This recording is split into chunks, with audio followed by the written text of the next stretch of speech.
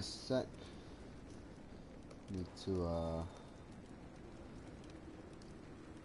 pull up the stream and also tag this stream different.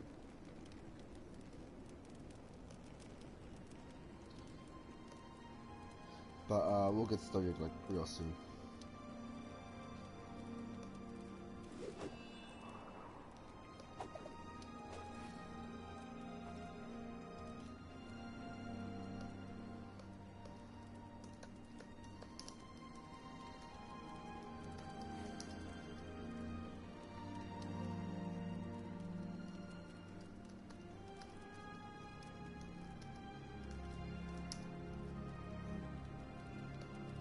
This scenery is wonderful. Surely enough to convince anyone to become a wanderer. Oh wait.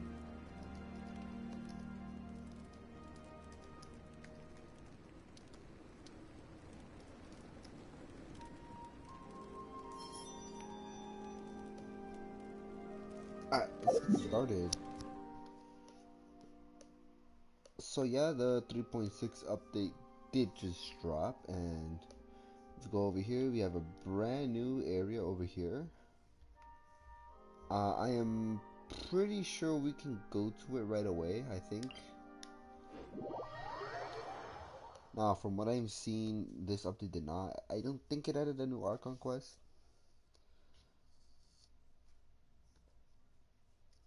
But,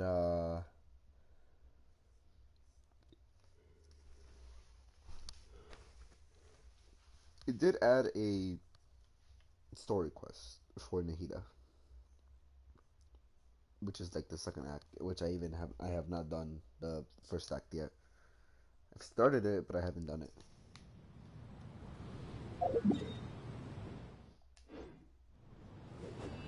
So it should be this way, right?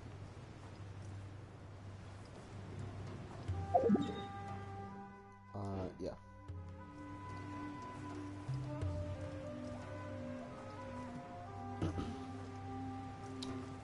Oh, does he get on the ground? Hold on. Oh no, it's this way. Never mind.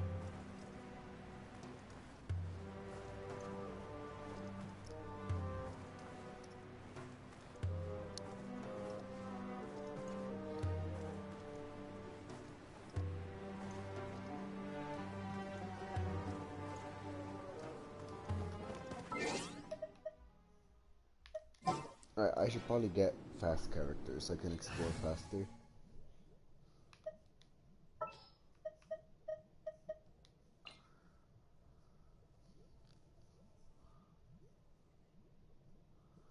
Who's our target this time? Boom, and then where is Sayu? Drat! You caught me.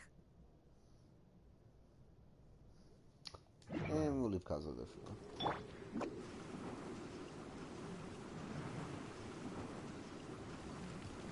Ah, there's already a waypoint here. I'm out of here.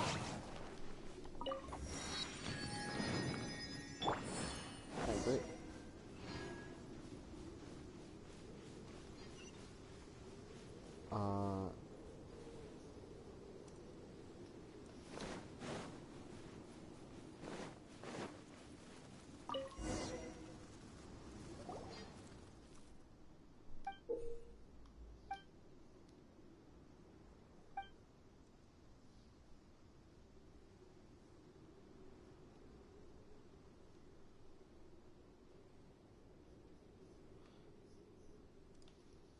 Uh, uh, um...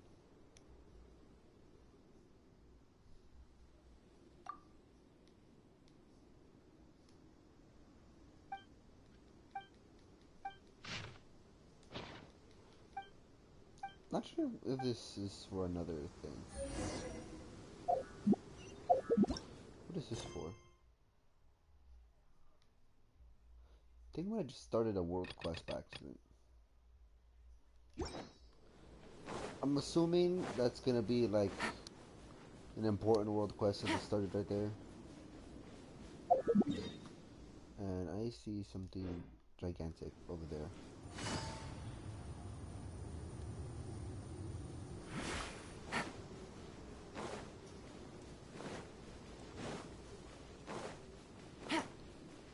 Okay, this domain thing I think is above ground. This domain I think contains the new artifact set, and there's already a Dendroculus here somewhere.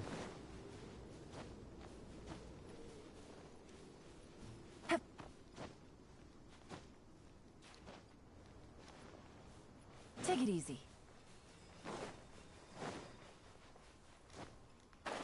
Oh, well, here it is. This is here. Ready for you to open it. Now, I think one of this is animal, right? Oh no, hydro. Oh, your HP.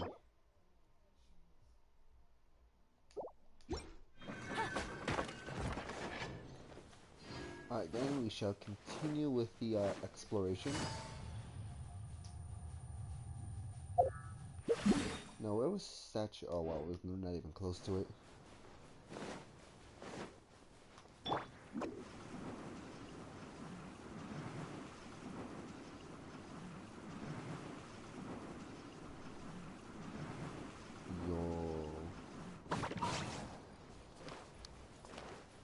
Nah, I bet you that's what we do with the road quest. This is the thing though, every single damn time with a very cool looking structure or thing that's happening in the world quest either like takes it away. For example, like when you first begin, that pyramid over there is like, it looks really cool, especially at night. But then after the world quest, it's just a normal pyramid.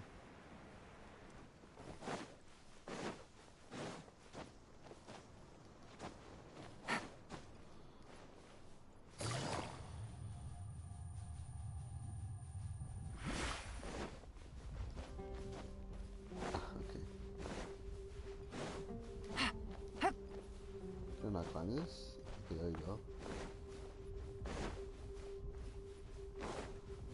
See, like, come on, how did that not look good?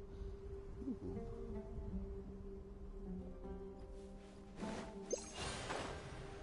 And I already see two of the statues that are kind of close to each other. There's supposed to be another one nearby. Well, I'm not sure if that one's underground. This is a statue, right? Yeah. Oh, no, wait, never mind. There's only two.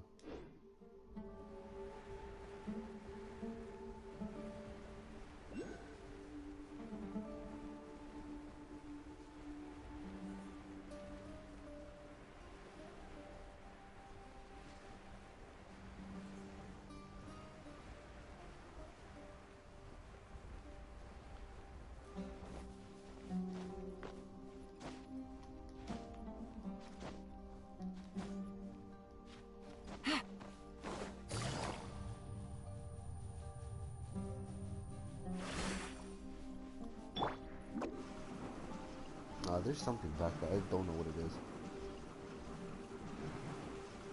Oh, that's the hole from that the trailer.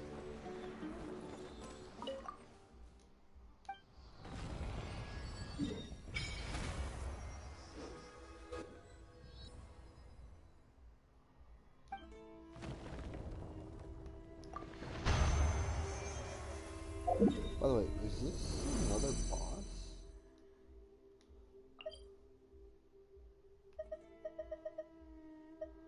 Yep, that's another boss. Now how do I get to the other one?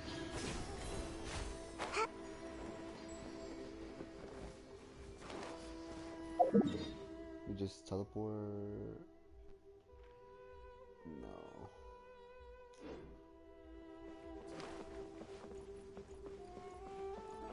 Oh, let's explore this way. This here looks cool.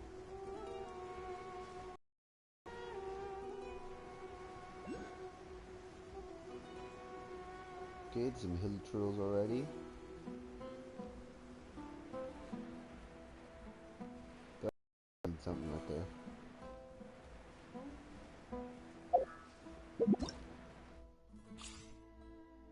Oh yeah, I haven't done that either.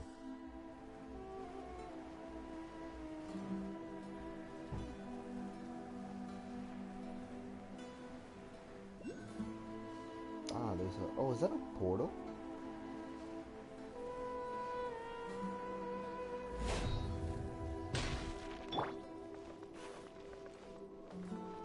Oh, it's a barrier.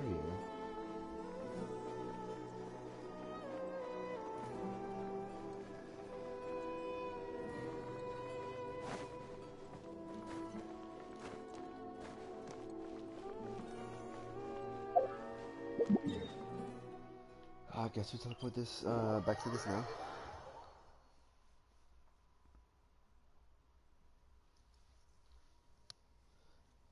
So yeah, honestly, I kind of do want to do the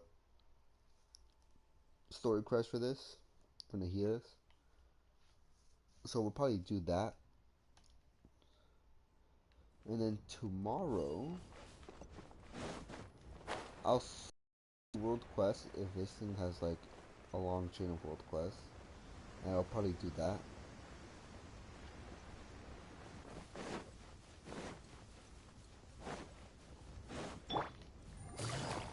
And then after that, we will probably go and find all the Dendrock places.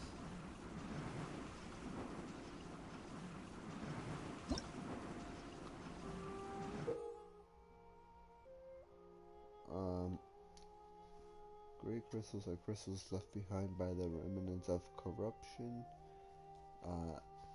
Use the power of something to clear them out. But once said power retreats, the great crystals will re-emerge. So it's these things, right? So this is a cave, I think. Oh, no, no.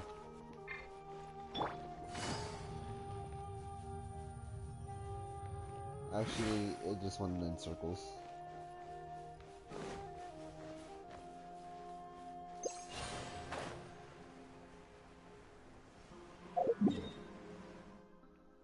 So I might as well teleport to this.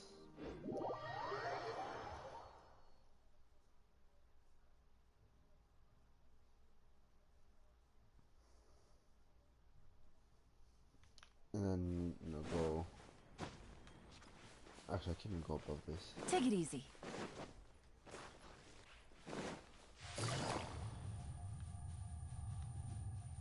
Okay, I think I could do this. Yeah. Alright, now we go pretty much the same way.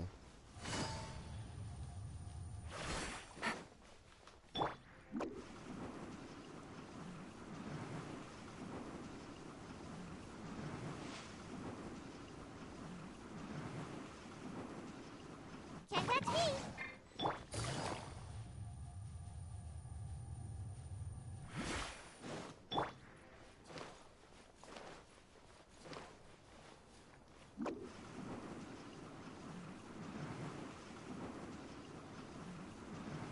I'm out of here.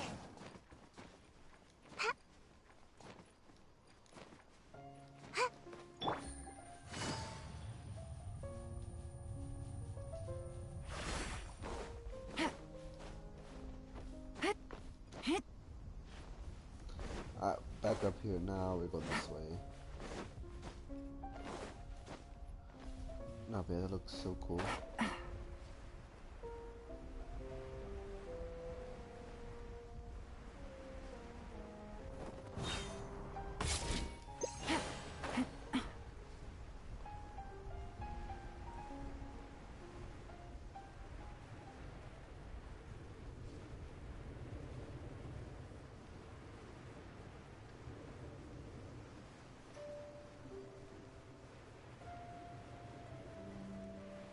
I also want to check out that boss over there.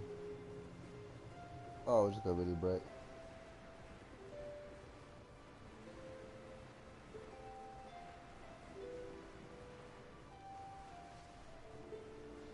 Come on, make it. Yeah.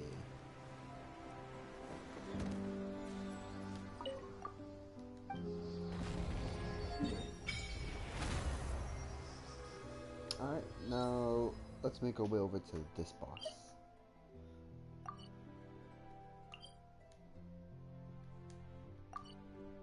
Oh, wait. Oh, as soon as I hit. Okay.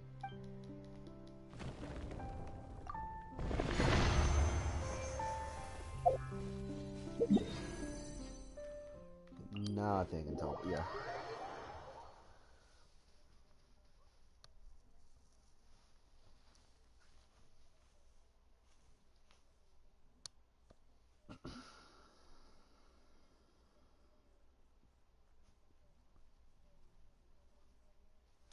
Alright. Oh, wait, hold on. No.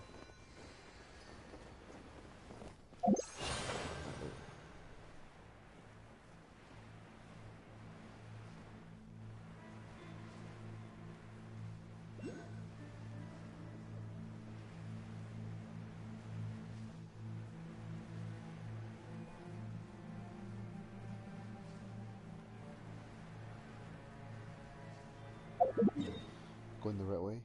Okay, it's a bit more further up. Now, he might be in a cave. I don't think he's above ground.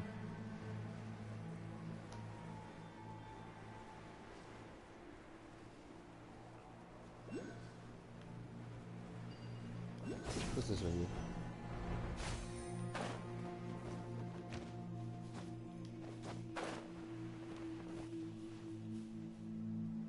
Won't touch that just yet.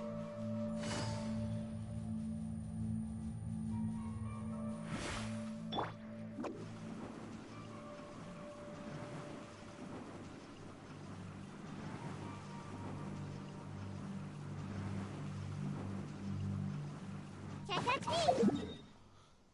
How close am I? Okay. There's a road there that looks like it goes underground. I want to see if there's like a drop off. Oh, wait, maybe through here? Take it easy.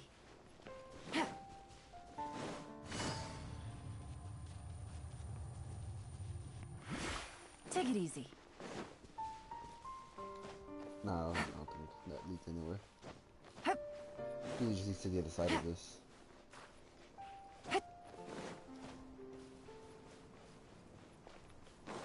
Take it easy. Right.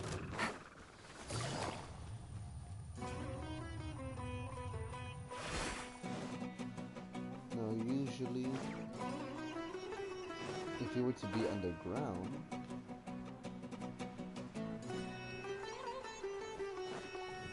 honestly, I think it is that. Take it easy. Over here. Right. Oh, Gotcha. what are you? Oh! There's a new Achilles troll right here. Leave it all to me.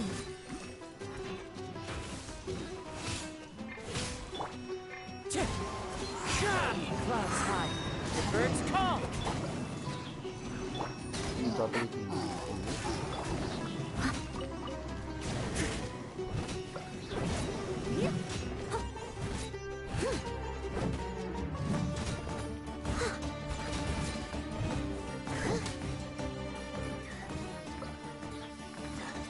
All they do.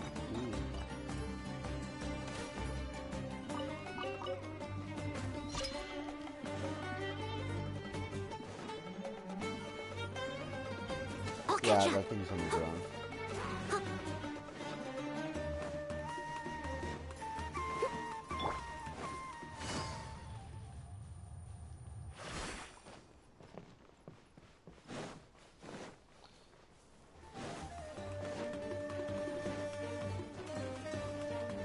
Yeah.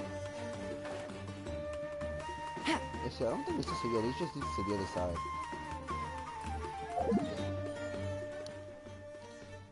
Now, there is a road back here that kind of seems like it goes under.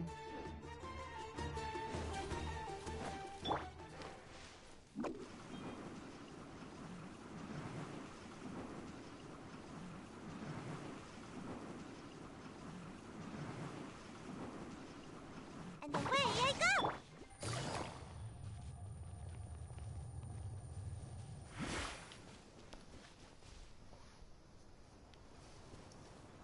Oh,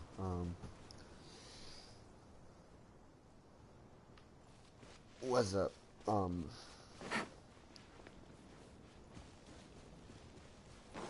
Lone Delta. Take it I easy. think you pronounce your name, right? Yeah.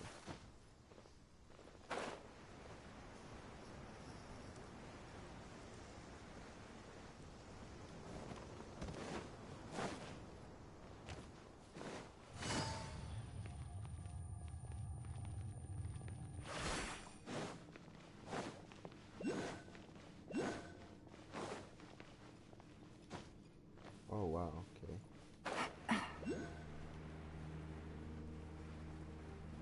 There's a waypoint. Yeah, there it is.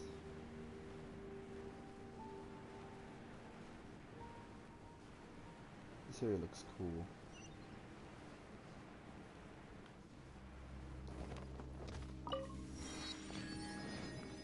I'm guessing.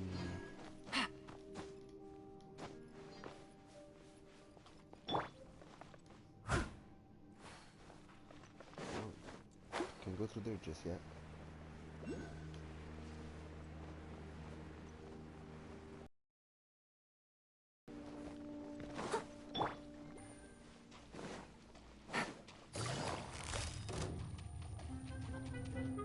Busted. Hey. Oh, this goes deeper.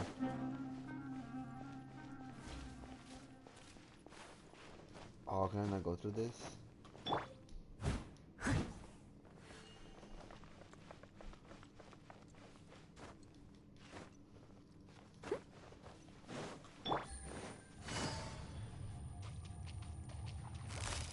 Gotcha.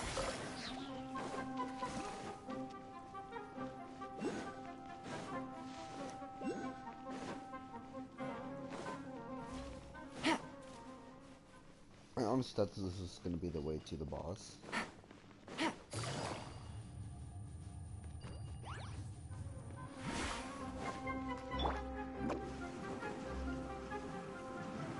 Okay, another sealed way.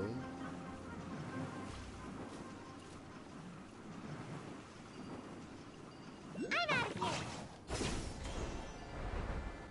Okay, there's another way down there.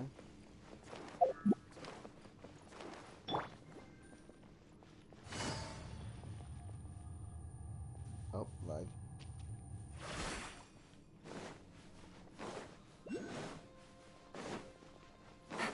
Hi, and another waypoint.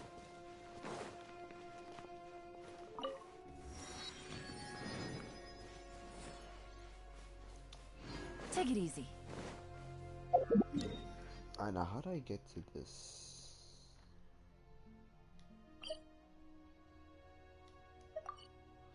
Also, I didn't get that waypoint there either. Crap.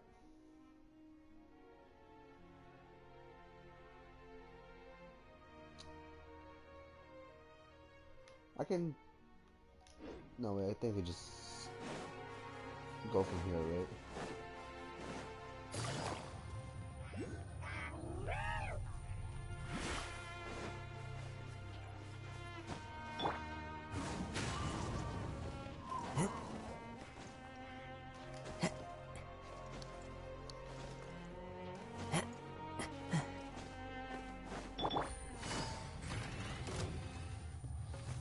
I didn't see that thing.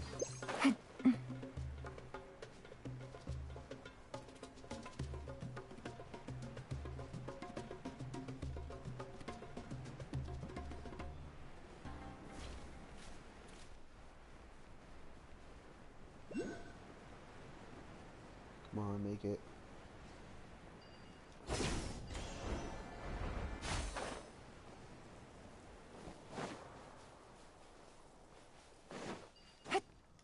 So there's the whole... honestly, I need to get the waypoints before I do anything. There should be one down here somewhere.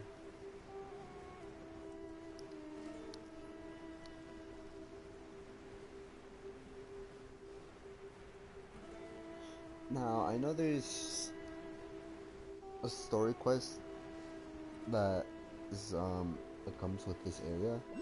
The thing is, I haven't done the first story quest. They're both from Nahida. I haven't finished Act 1. I don't know how long Act 1 is.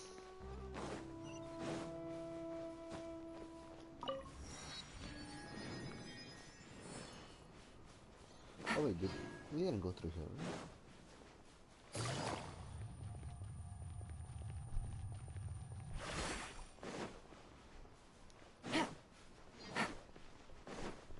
Could this be it?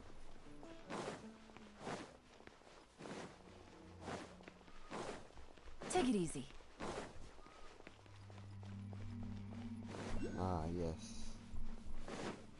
I think this is it.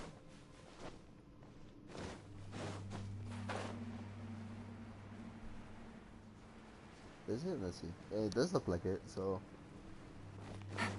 let's find out. Oh yeah, it is.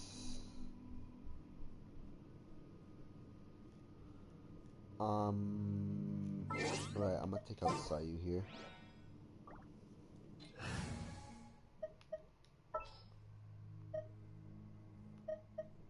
Let's put in. Let's finish this No, not swiftly.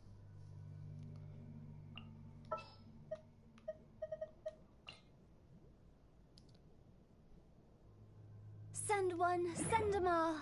Alright. Cleanse you of your sins. They look cool. Salvation I must leave. Quietly now. the abyss. Certainly. Here comes the catch.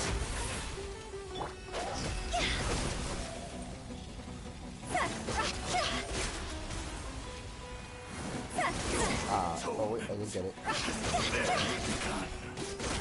Time to go. Wind strider.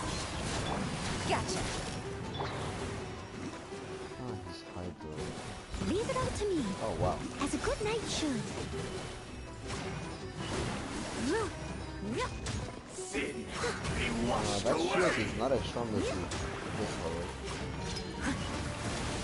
One more sin I'll catch up. on your soul. Steady as stone. No! Fight for salvation. Well, I want to. Only thing affected is double shield. There we go. Repent Okay, wow. of your sin. Quietly now. All shall return. Alright, so his shields are definitely not as strong as the of his Herald or the Lector. He gives out these two. Right, so I'm guessing Baizu might need this, considering that he's like the next unique character. Bah.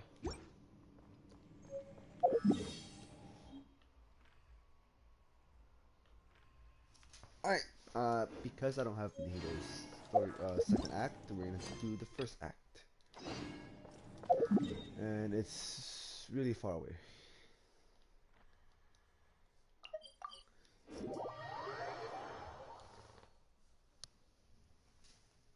So yeah, this is gonna be I'm going to do 2 story quests.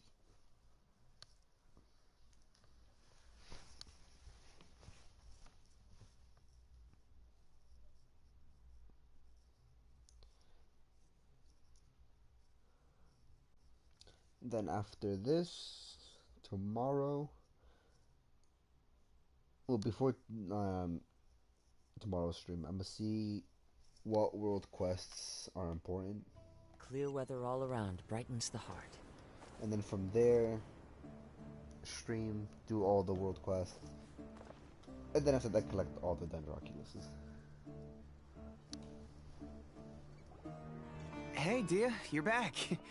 Are these 2 friends of yours? Wait, this is the wrong one. Likewise. Anyway, Wait, wrong one, since we've wrong got a one. newcomer, let me fill you in on what the Khan al-Akhmar's been up to lately. They've become extremely aggressive. Apparently, even their own now have become acceptable targets. Is it? Hold on. They even attack other relics brigades, just the same as any other mercenary brigade. Even the most ferocious beasts still protect their own. And it sounds like they've thrown that straight to the wind. That's right. Once they've collected enough loot off the other mercenaries, they sell it off to a different brigade, or turn to merchants on the black market. A portion of their profits is immediately exchanged for more food and weaponry to be used in their next violent operation. That's terrible. Yeah, and it really makes you wonder why they're so desperate for Mora. A few days ago, Isham and I trailed them for a while, and even disguised ourselves as merchants to conduct trade with them.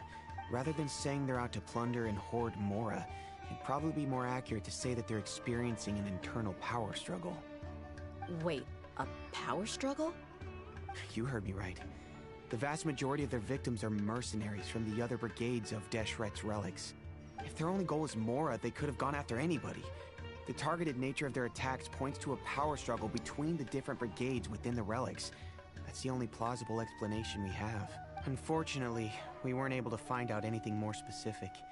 Oh, one last thing we discovered was that over the past few years, as the Khan al-Ahmar became more and more active, Deshret's relics as a whole became a lot weaker.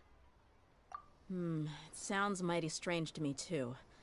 Harun, you can leave the rest of the investigation to us. Gotta say, though, I didn't expect you to go on a whole undercover mission during the few days I was gone.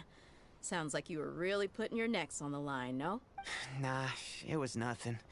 We're just as concerned about the situation as you are. The Khan al-Ahmar is your father's crew, after all. What he said. Besides, Dia, haven't you done more dangerous things than all of us combined? What we did is nothing compared to your experience. Yeah. And while they went to talk with Dakan al-Akmar, I took a look at the last camp they attacked. Any survivors of the attack were already long gone. There was nothing of value left in the camp. Ah, Hisham and Khalaf. You're here too. We rushed over as soon as we saw you come into Caravan Ribat. Although this new friend of yours looks a little green behind the ears, I'm sensing a special vibe from him. Now that we know you'll have a capable partner with you, we can also rest easy. Hey, what about Paimon? Feel anything special? Oh, you're also planning to tag along with them? Of course! Paimon is the traveler's most important guide. Wherever he goes, Paimon will follow. Oh, in that case, then you'd better take care of her too, Dia. Don't underestimate Paimon! Don't worry about her. She may look tiny and helpless, but she's been through just as many battles as the traveler here. Even if she had only survived on sheer luck, then that alone would still make her quite formidable. I had no idea. I guess I shouldn't judge by appearance. Oh, one other thing, Dia. When you're free, why don't you update the deputy about your upcoming schedule? We held another recruitment event a few days ago, but everyone only came to see the Flame Mane. You weren't around at the time, so people were pretty disappointed to only find our crew of rough, unkempt guys. The deputy put a lot of effort into the event, but it was basically for nothing. Only... Sorry to hear that. I'll be sure to bring him some great liquor next time. Gotta admit, I can understand their disappointment, though. You're our brigade's main selling point, after all. Now, if only the deputy could figure out a way to bring a few more smoking hot members into our ranks. Keep dreaming. Remember the last time I invited a couple gals into the brigade? You all just froze up with your mouths gaping like a bunch of scarecrows. The awkward silence and weird expressions left quite the impression on them. They were originally interested in joining us, but after that, they both told me they were too uncomfortable to stick around. Hey, didn't we agree to never bring that up again? Huh? Wait, are you serious? Why have I never heard about this? I don't think you were part of the brigade yet. Are you kidding me? I missed a once-in-a-lifetime moment like that, and you weren't even gonna tell me? All right. We can tell you about Please it later. just Now's not the time. Hey, don't you try to change the subject. You and Hisham get your butts over here and tell me everything right now. Are they always like this? More or less. There aren't many rules or graces when it comes to mercenaries. If someone starts getting under your skin, you just yell right back at them. But we also don't tend to take many things too seriously. Being direct and getting it all out of your system as soon as things come up is better than keeping everything bottled up, never talking about it. That's also why I never spare their feelings when I talk to them. If I want to laugh, I'll laugh. If I'm angry, then I'll unload on them. It's hard to stop once you get used to it. Though, I can never do that when I'm with the Homayanis. Hey, knuckleheads! Can you at least tell me the rest of the intel before you go back to your bickering? Yeah, you hear her, God damn Holloff? it. Told you we gotta focus on the investigation first. I drew up a map. Right here is the spot. There you'll find the merchant caravan responsible for getting rid of Dakan al-Akhmar's looted goods. All you gotta do is wait and ambush them in the evening. They'll have no idea what hit them. Perfect. Thanks for that. Be sure to pass my regards to everyone else in the brigade as well. Will do. You stay safe, Dia. Hold on. I think this is the wrong one.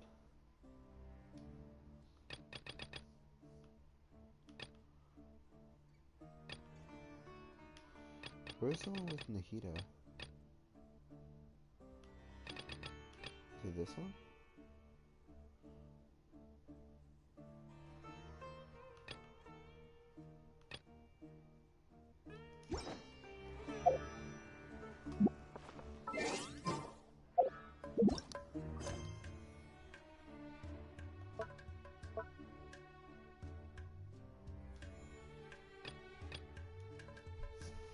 Why can't I? Oh, there we go. There we go. This is the one. This is the one with Mahita. Oh.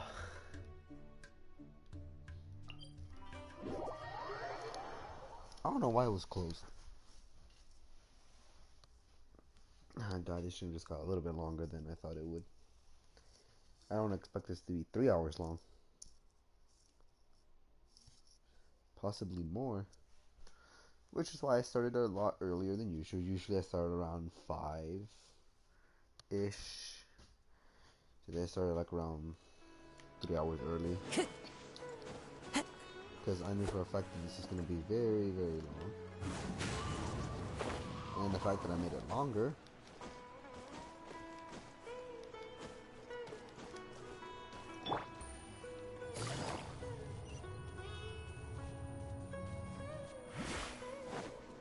Take it easy.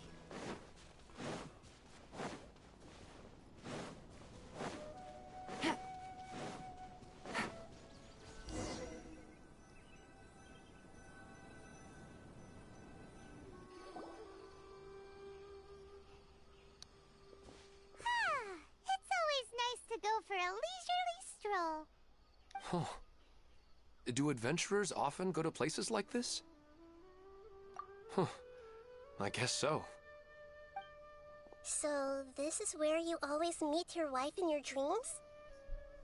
Yes, for the most part. Our place is on the summit, just up ahead.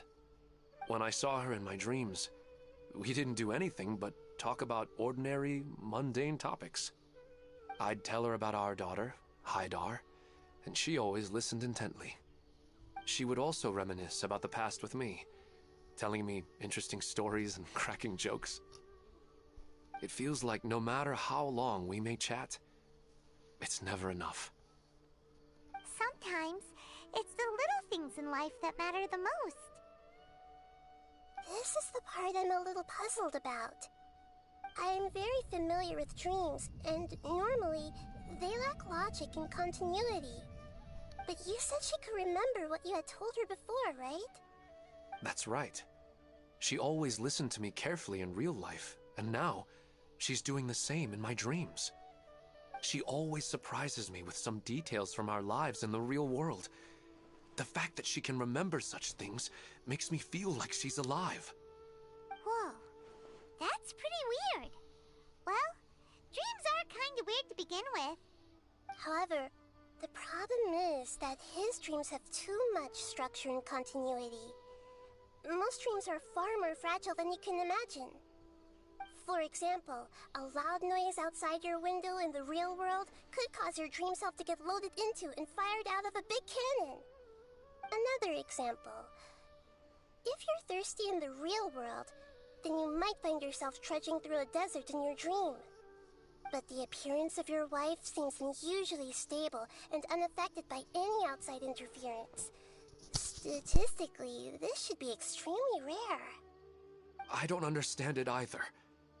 But I have no reason to suspect dreams. They're too beautiful. But I still want to figure out the how and the why. These kind of dreams are novel to me as well. That's why I want to have a look at the scene your dreams have been taking place at. Let's go. Just think of it as a nice little hike to the top of the mountain.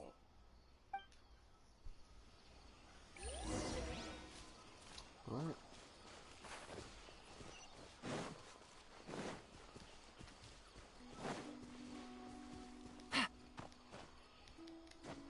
Oh, I forgot to unnavigate the boss.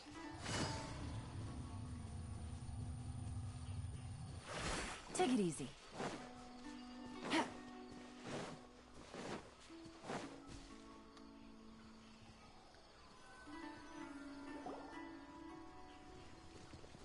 Well, he really wasn't kidding.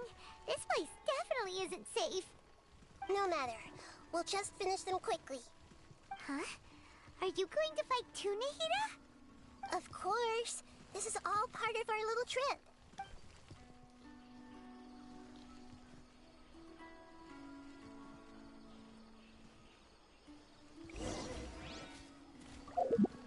This is Mihoyo's build, I think. Definitely Mihoyo's build.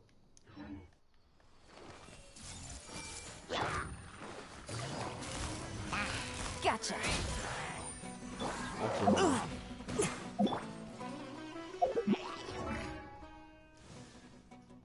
Does mine heat up properly for any please? Okay, okay.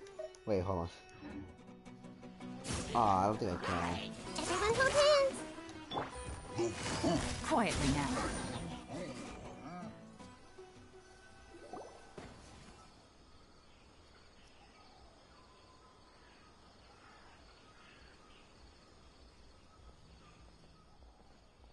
The scenery here is amazing! It also seems like a great spot for eating snacks and taking a nap. Paimon wouldn't mind spending some time here every day either. I've yet to see anything strange about this place. I do not plan to deny the power of longing. Such an intense but unquantifiable emotion could indeed have the power to organize dreams. His wife must be a really amazing person. Huh? Wait, where'd he go? Oh, so you are waiting for me here? Well, guess what? I've brought someone amazing with me today. When the Dendro Archon said she wanted to come with me, I could hardly believe it. I'll bring Haidar once I'm more familiar with the way here. She's been telling me that she really misses you. Huh? What's wrong with him? There's nobody there. Wait, Minar. Don't go that way. It's dangerous. Uh-oh, he's gonna fall. Catch him!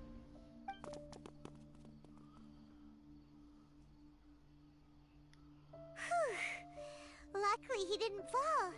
But what was all that rambling about? He also looks like he's passed out.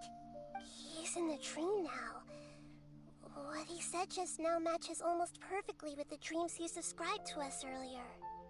Oh, so he fell asleep and started to have the same dream?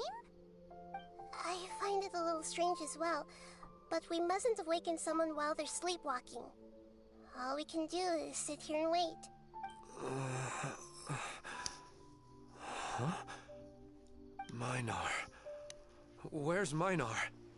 Oh, good! You're finally awake! What happened? Huh? Sleepwalking? Oh, right. It was all just a dream. The moment I reached the summit, I saw my wife, Minar, sitting there, and walked over to her. After I introduced her to you, she seemed a little flustered and started walking away. I told her to stop because of the cliff, and then she seemed to suddenly disappear. A strong wind started to blow around me and the sky grew dark. When I realized something wasn't right, I woke up. That sounds pretty wild. Maybe you were just too tired. I don't think so. I slept a lot yesterday, and I don't feel very sleepy now. Maybe we've affected the way his subconscious constructs dreams by following him here. Anyway, all that matters is that you woke up safe and sound. I think I know what happened now. I'm sorry. If it weren't for you, I would have fallen. Let's head back now. Don't come back to this place again for the time being. Oh, okay. Nahida, what's on your mind? Paimon's a little worried now. We still don't have enough evidence to work off of, so it's hard to draw any reliable conclusions yet. But I'm concerned that Ilmon's case may not be unique to him. Oh, right! Come to think of it, there were lots of people from the event who had vivid memories of their dreams. Right. And not only at a moment of dreams, there may be people like this all across Sumeru. We need to understand what's happening and the rate of its development as soon as possible. Then there's no time to lose. Let's head back. Stop standing there, Ilmon. Let's go.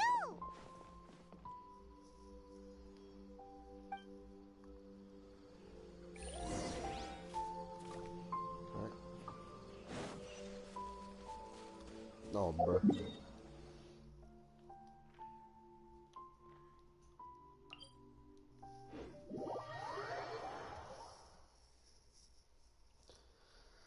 Oh yeah, this is gonna be very long. Usually story quests are decently long, not as long as some Archon quests. They're still long. I think some Archon quests can range up to like 2 to 3 hours long. Story quests, I think almost all of them have been at least below 2 hours, I think.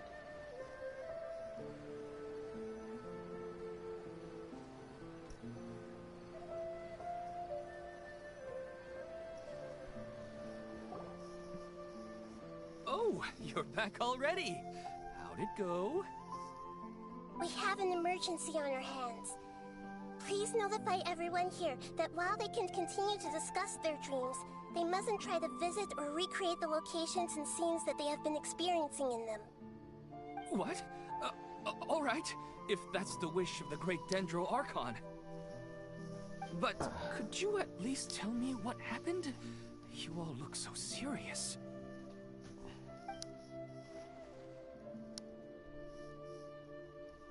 I see. I never knew even a dream could be so dangerous. Don't worry. I'll be sure to notify all the event participants and inform the other staff members about what has happened. Using the event registration list, I should be able to contact more people that were interested in dreams and warn them about the situation. Thank you. That would be very helpful. Let me confirm if all of today's participants are still here. Atta has already left. It seemed that he was on his way to make a hammer, so that shouldn't be a problem. Oh, wait a second. Where's Katya? Has anyone seen Katya? Has she already left? Oh, I think she already left. She said there was somewhere she wanted to go. Oh no. Did she want to look for the place from her dreams too? Can you tell us where she went? Yes, she did briefly mention it. Somewhere near Chatrakam Cave. Alright, thank you. We'll go look for her. Please help us tell the others not to do anything reckless. Sure thing. Who would have known things would have turned out like this?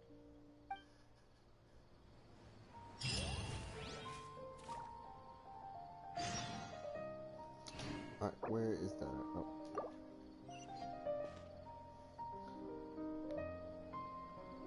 Oh. Alright, let's go see.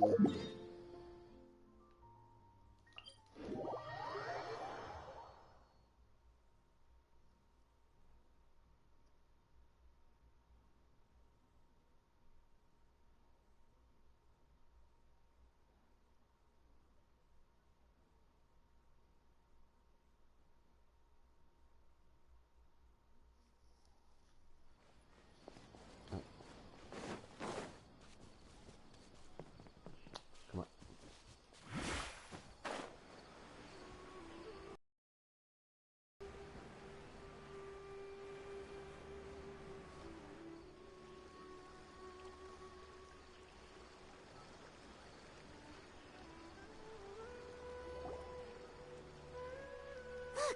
She's sitting over there and surrounded by monsters. Come on, let's rescue her.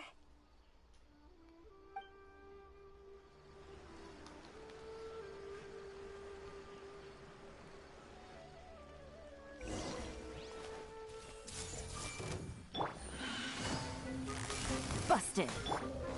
I must leave. I didn't need to. The wind knows me.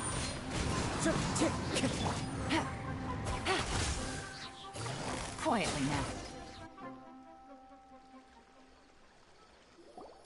She seems to be in the same condition as Ilman earlier. Yes, but luckily she hasn't been injured or jolted awake yet. Let's carefully move her somewhere safer. See you tomorrow, Professor Aisha. Huh? Why am I back here again? Oh. Dreaming? But what about Professor Aisha? Oh, I see. It was all just a dream. Well, that makes sense. After all, it hasn't changed a single bit. Huh? What's it? Nearly 20 years, and it still hasn't bloomed.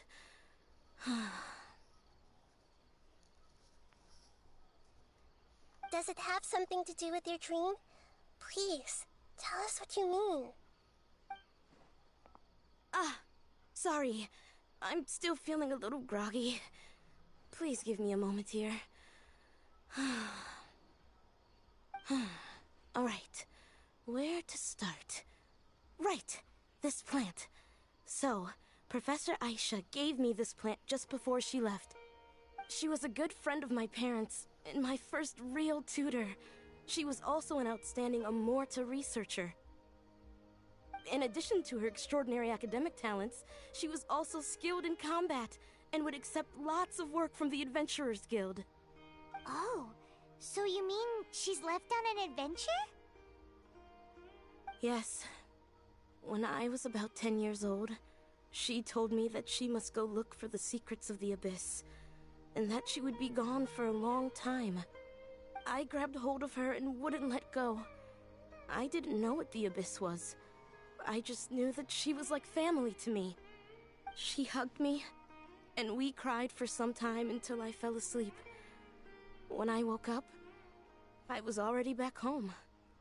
She still decided to leave, but had left behind a letter for me saying that I was the person she cared for most in this world. She claimed that investigating the Abyss could help more ordinary people protect the people and things they care about. She had obtained some important evidence during her past adventures. If she didn't set off right away, she might miss the perfect opportunity. Guess Ad Astra Abyssosque isn't just a slogan. She left a seed in the letter, telling me that if it sprouted and bloomed, then she'd come back no matter what sort of risky situation she was in. She said she looked forward to seeing me all grown up. But strangely, I've tried watering it, feeding it, everything I could think of. But I've never been able to get it to bloom.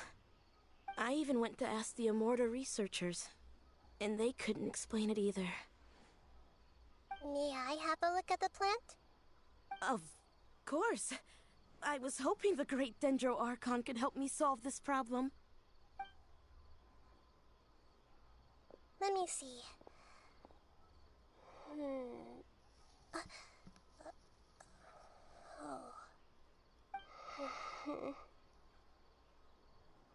Huh? We've never seen that look on Nahida's face before.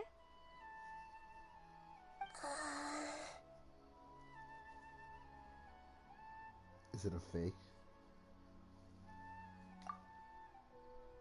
She looks a little unwell. Hold on, we'll be right back.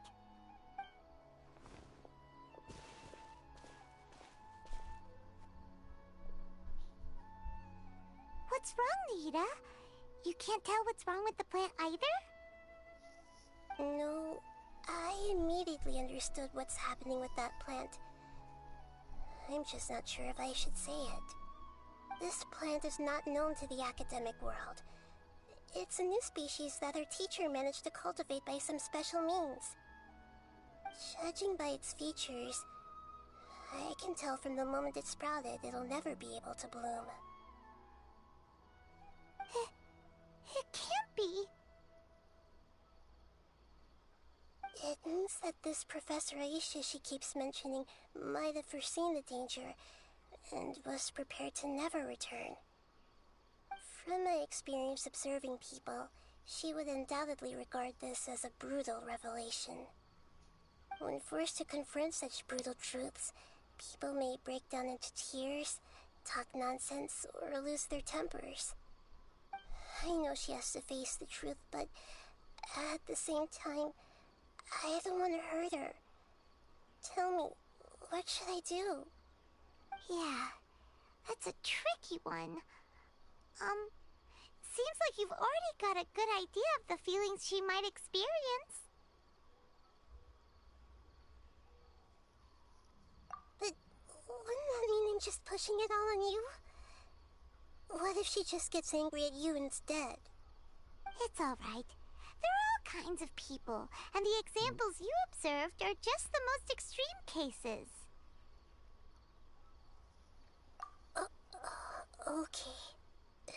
Thank you. Let's go back and tell her.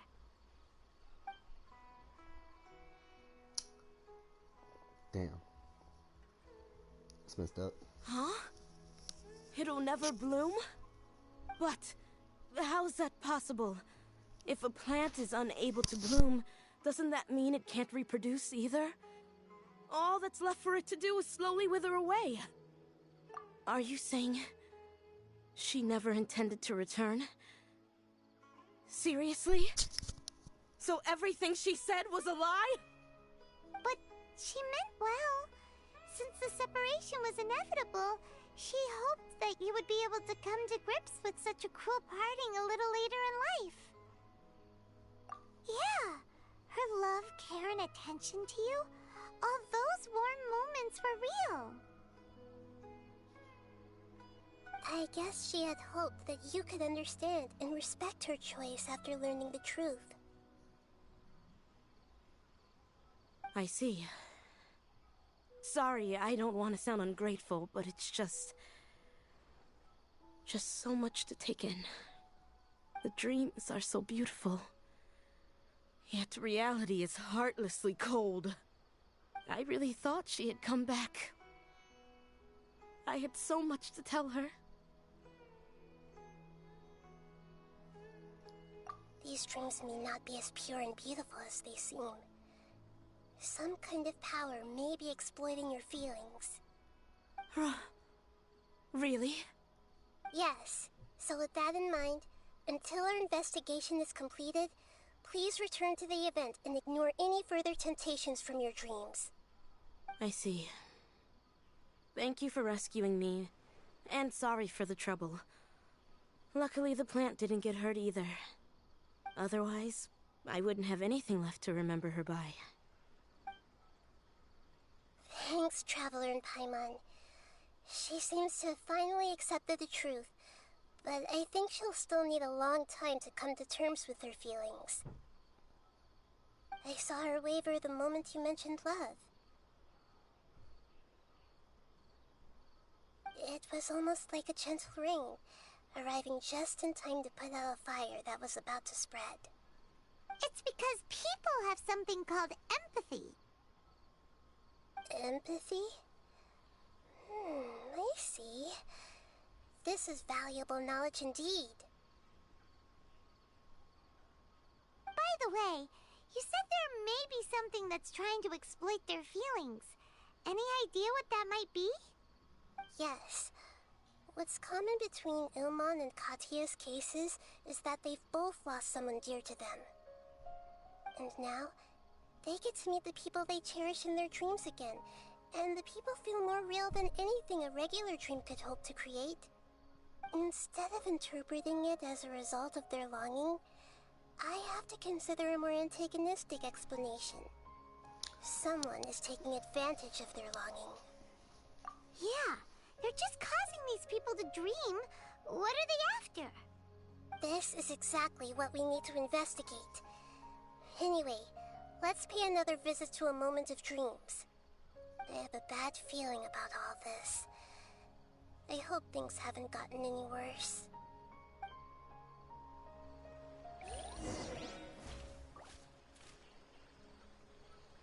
Alright, hold on.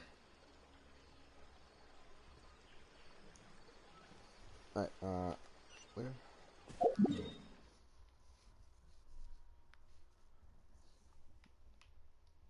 Oh, it's back to the,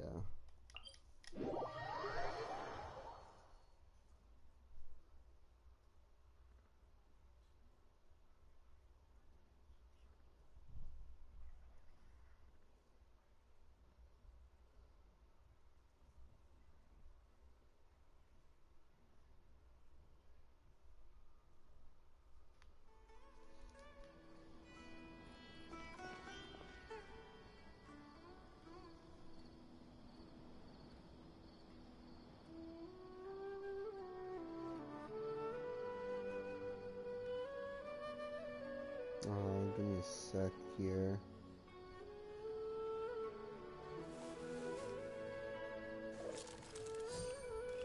Trying to figure something out.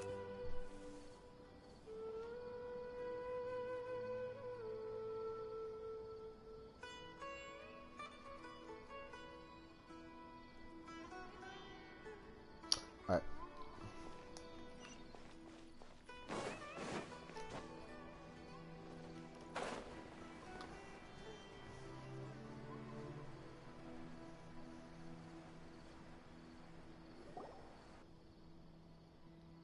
We're back. How's everything here? I am so sorry, Great Dendro Archon. We're still trying to figure out how to explain the whole thing to everyone. Because of your warning, we've brought dreamers here even if they were completely unaware of the danger. But some of them have already fallen asleep, and they haven't woken up for a long time. I fear there's nothing we can do about it. A moment of dreams is just a small interest group. We don't have enough staff members to handle this. Just as I expected. It seems my guess was correct. It's the Dendro Archon. She's back. What happened? Why have we been gathered here? Many of you here have been experiencing some beautiful dreams. But I'm sorry to tell you that based on our investigation, there's some kind of conspiracy behind them. Before we learn the truth, please don't try to recreate the scenes in your dreams. Whatever you see, don't be tempted by them. Huh? But... I don't think it's a big deal. Aren't we just dreaming? It's not like dreams will have an effect on others. We've already met 2 people who ran off to the countryside alone and got caught in dangerous situations by falling to the temptations in their dreams. That's right! These aren't just dreams! It's serious! Alright, I get it. So does that mean once we have some conclusive results from the investigation, we can continue to enjoy these dreams? Yeah, I still want to visit my sister in my dreams. Bruh. I'm sorry if what I'm about to say sounds a little offensive, Great Dendro Archon, but we had a discussion with the folks who just arrived here. In all of our dreams, we were able to reunite with people who were very close to us. They all seemed as if they were alive again, which makes us reluctant to wake up. Yes, that's also what we've observed in our investigation. So if the results of this investigation would mean an end to those dreams, that'd be quite cruel to us. All of us understand the danger, but perhaps you can't quite understand just how much those people mean to us. I don't think everyone will be on board with the plan to abandon these dreams for good. Before the conclusion of the investigation, they'll at least want to meet the people in their dreams one last time and say goodbye. We've never had such a difficult situation before. It appears that not many people are willing to cooperate. So they still want to return to their dreams despite knowing the danger? That's right. Compared with these sweet and beautiful dreams, our warnings of danger are dull and emotionless. It looks like the situation will inevitably spiral out of control. The more time we waste, the more people will ignore our warnings and return to their alluring dreams. So, what should we do? Seems we have to go into a dream and find out the truth for ourselves. Pedrush, is there anyone here who's experiencing a marvelous dream right now? Let me think. Yes, this way. Good. Please take us there. This lady refused to heed our warnings and fell asleep here a little earlier.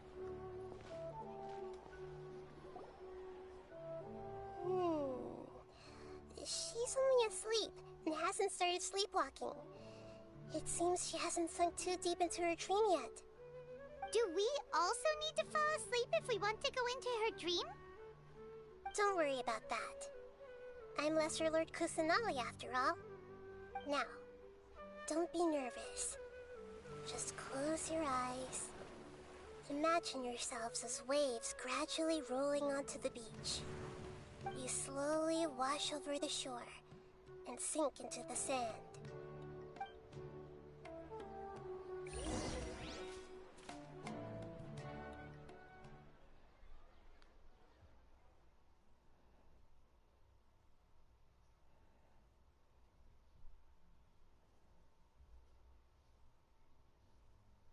Alright.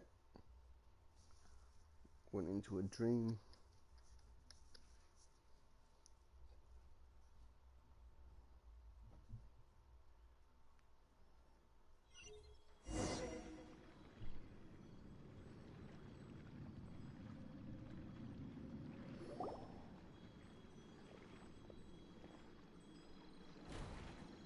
What's wrong, Traveler?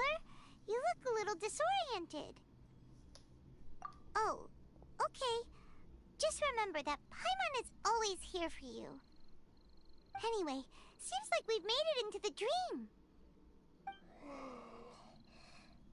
I thought we would arrive at some familiar scene, but we seem to have landed in a completely unfamiliar place. Whoa! So many giant plants! Even in the sky!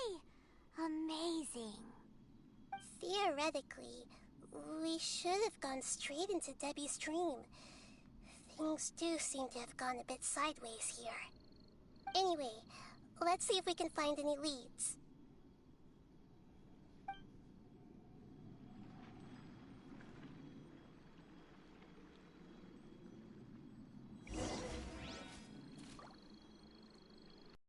Oh, it even gives us Nahida to play as. Which, oh, I can't change, goddammit.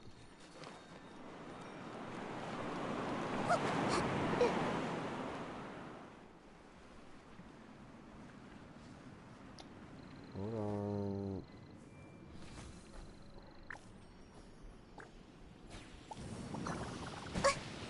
Right. Hey!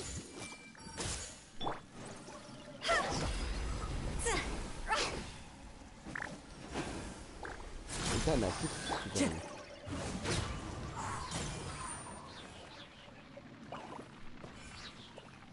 Honestly, it doesn't matter. Okay. Busted. One with nature.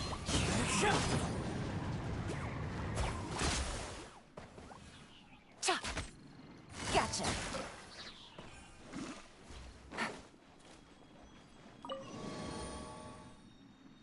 This looks like, where's that place? I can't remember if it's an actual oh, it's Modis portal. Huh? A door? Wonder where it could lead. Well, it's not like we have any other way to go now. Let's go in and have a look. It was a domain, I remember now. It was like that domain. This looks almost exactly like it. Okay.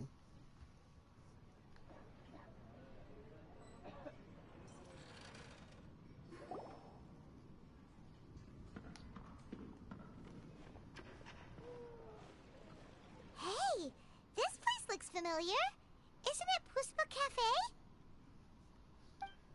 Oh, Paimon sees Debbie. She's right over there. What Looks like these alluring No, dreams often portray a scene from real life, which concurs with our previous findings. Really? But what about that space we were in just now? You can't mean this is another collective dream? Yes. Given that so many people have been experiencing these beautiful dreams, I would say it's very likely that they're interconnected. Compared to an interconnected dream, independent individual dreams would be much harder to manage and manipulate. Ah, Paimon gets it now. Well, let's go talk with Debbie. Oh, but there are some other people next to her. Are they dreaming too? If this space is exclusive to Debbie's dream, then the others beside her are most likely the people she cherishes. Probably parents. Anyway, we should confirm that first, just to be sure. Huh. How do we do that? Just leave it to me.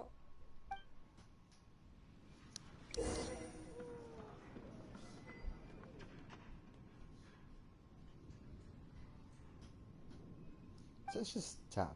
Yeah, I'm guessing just hold. Okay,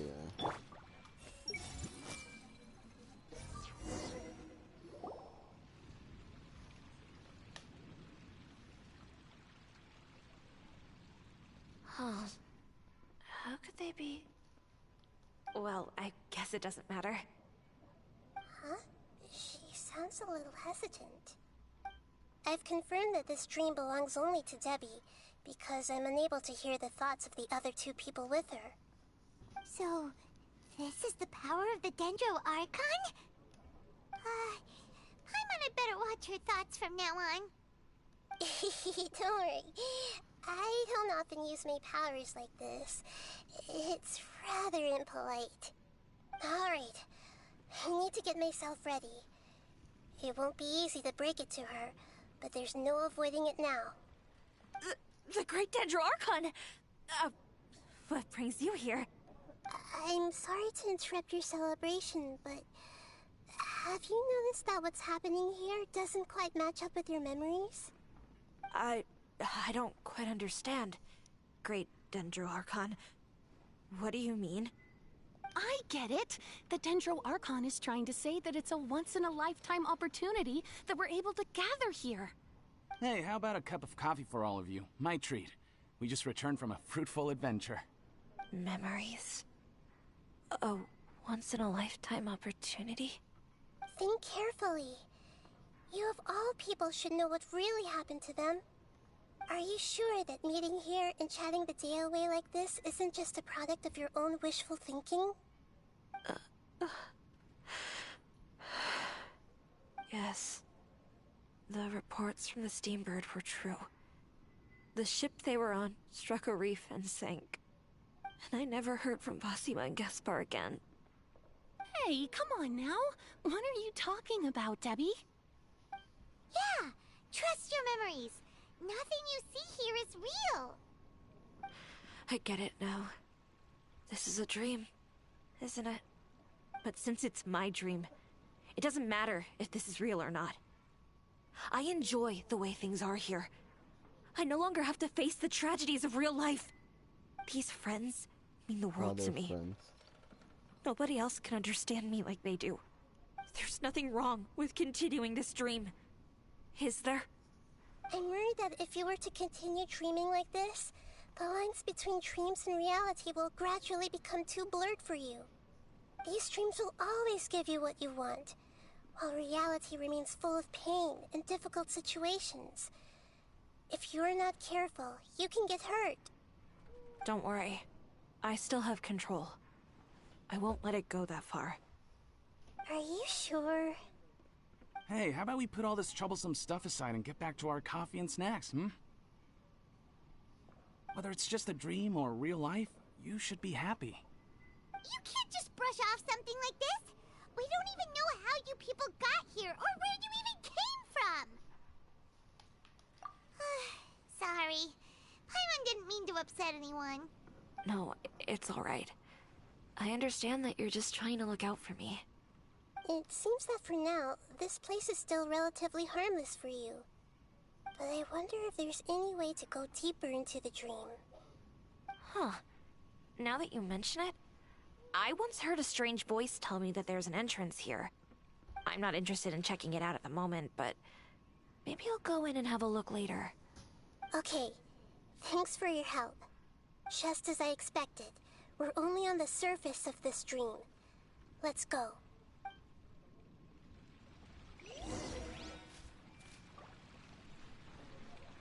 You know what? Can we talk to these people?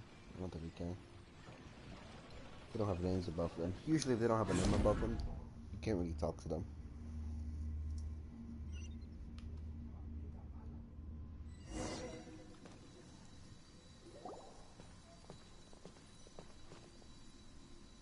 Huh?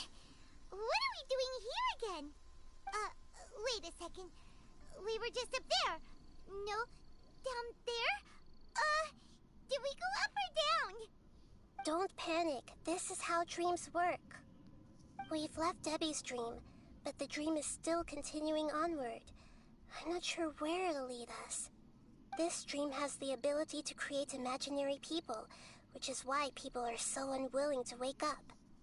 If it weren't for what we just saw, Paimon might still find that a bit hard to believe. I have a guess.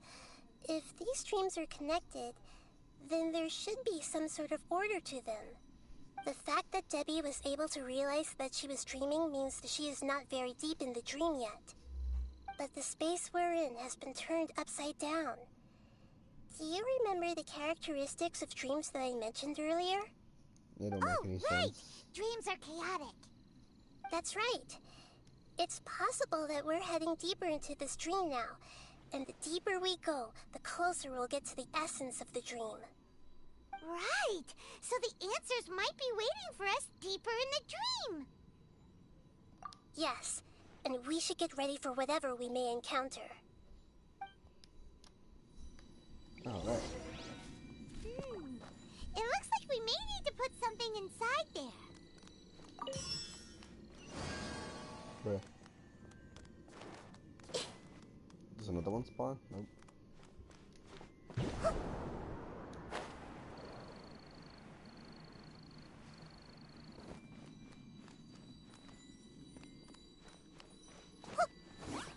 Oh, I was about to say. Everyone hold hands! Into the wind. Busted. Higher, higher, hands up high! Oh, I keep forgetting because like since Nahida's like there, I keep thinking that my down slot is Nahida. You know, down on the D-pad.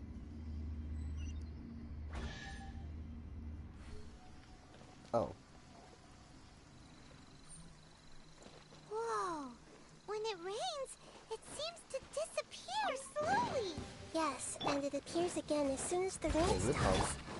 It's less like a flower, and more like a dangerous slime that's trying to keep out of sight. Here we go again with Nahida's analogy. Wait.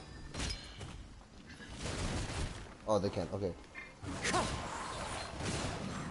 But I said like I'm kind of here, and like you haven't gotten the corrosive effect. Huh? Are we back up here again? Wait. Paimon's confused. Are we up here or down there? Good thing we didn't fall. Yes, we did. We just fell upwards. That's not helping, Nahida! Paimon has no clue what's going on anymore. Right, well. New dream. Oh, is this Wait, weren't we already here a little earlier? yeah. This is probably Ilmon's dream. Huh? Why would he start dreaming again? Yes, but it seems that the danger isn't enough to stop him from longing for his wife. Based on what we've learned so far, he must be sleeping more deeply for his dreams to appear here. But fortunately, he already knows us from before, so hopefully we'll be able to wake him up.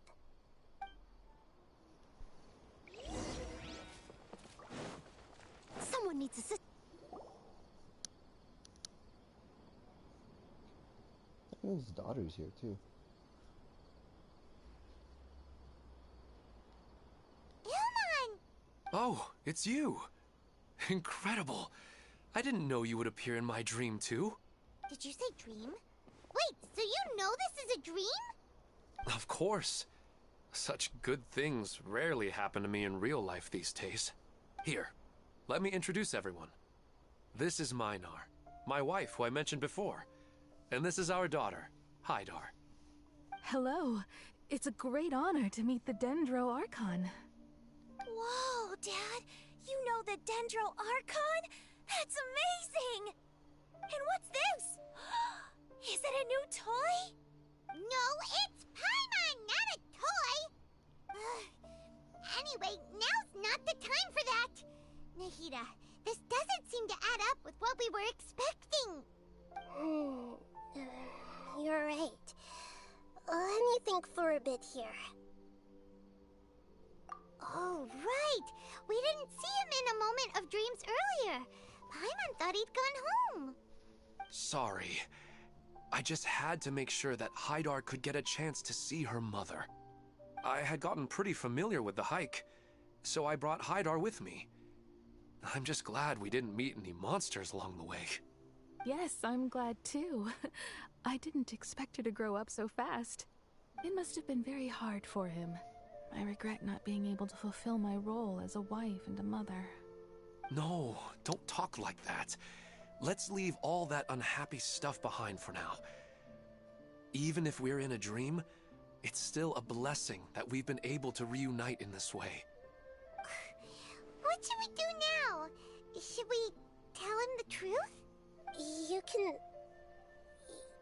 can let me break the news. I should be the one to do it. I'm sorry, but I should tell you that your dream did not create us. We are real people with our own consciousness. Like the last time we met, we are still investigating this dream, and we've already learned some things about it. So you mean there's something nefarious with this dream as well? Ilmon, what's going on? It seems the reunion of our family is destined to only be temporary. Huh? Is Mom leaving? Maybe. But in all likelihood, that is indeed how things will end. Oh. No, Mom, you can't leave! I'm afraid I don't quite understand what's going on. Don't worry, Hydar. Mom's not going anywhere. Please, don't cry. Minar doesn't understand any of this. I'm fully aware that this is a dream, so that's why I've never told her the truth, but never mind. It's not like I would know what to say. I mean, I don't get any of the complicated stuff. But regardless of whether this dream is good or bad, you're here to resolve it, right? Yes. Then please, let us enjoy this moment for just a while longer. Regardless of whatever caused this dream to come to pass, I feel extremely grateful to have had the chance to reunite with my family. But does this dream really have to disappear? I'm afraid so. Sorry. Okay. I see. Please, come this way. You can go even deeper into the dream by heading in this direction. I have heard that the further down you go, the more pleasant the dreams become. And the more you want to stay. The answer you're looking for may also be found there. Go ahead. Thank you for helping us. And I'm truly sorry. You're welcome. It's not like I have any say in the matter. I'm just an ordinary person after all. Who am I to interfere with the work of a god? I'll be right behind you. I should at least let Minar and Hydar know what's going on here. Otherwise, my daughter might be mad at her mother after we wake up. We're not doing something bad, are we, Nahida? That depends on how you define good and bad.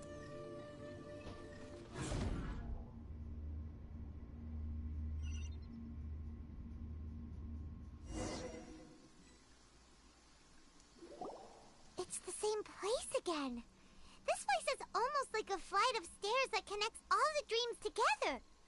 But they appear to be getting more and more aggressive. Regular stairs wouldn't try to attack us. Right. Something seems to be off about our theory. Ilmon is clearly aware that he's dreaming, and he's enjoying it. Rather than dreaming on a deeper level.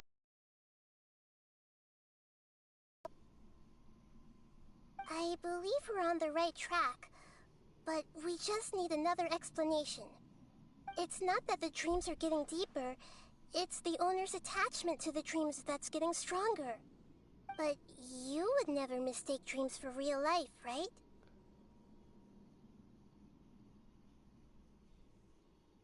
We have, sort of. Especially in the last Archon Coast, we didn't even know that we were quote-unquote dreaming about our twins' past until like the very end of the dream. Sometimes, Paimon almost wishes her dreams could be real. But it's just a quick thought. It's not long before Paimon's thinking about other things, like sticky honey roast.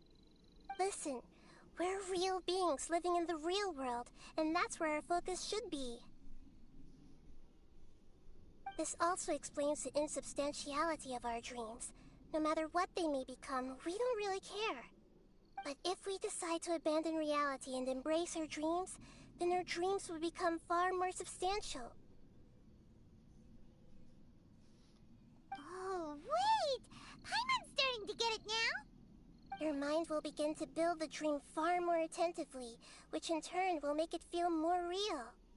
Do you remember how the Akasha can turn dreams into jnana energy? Constructing a realistic dream consumes a similar energy. Does that mean there's a host of these dreams here like Milu during the Sub-Zero's festival? If we wake that person up, this collective dream will end, right? Most likely. But the collective dream in Sumeru City was created by the Akasha, and now the Akasha has been turned off. This has nothing to do with the Aranara, and humans are not capable of creating a collective dream, which means... Huh? So, did someone manage to restart the Akasha? That's impossible.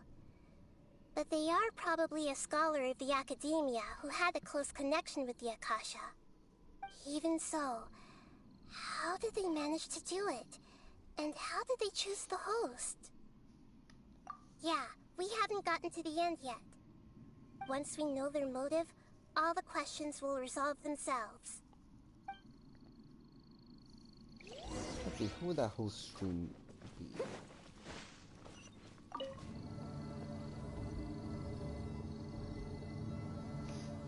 Could it be... I don't know. Quietly now.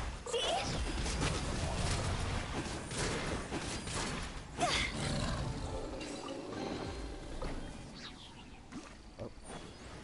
Next stream. Let's see, whose stream are we going into? Oh, bruh, never mind. No dream. Oh my god.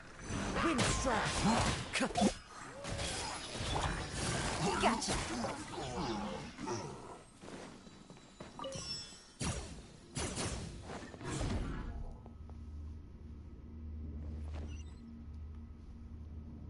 All the water that used to be here has turned into rain. Then let's get through here before the water level rises.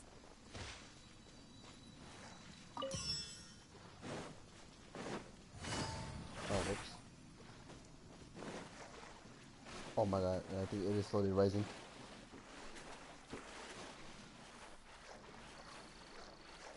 Come on. Yo. Yo.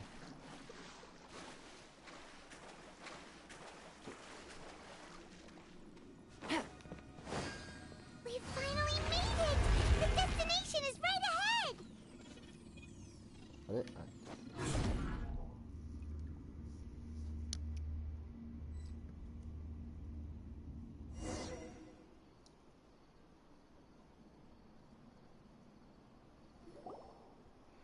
Wow, a new place!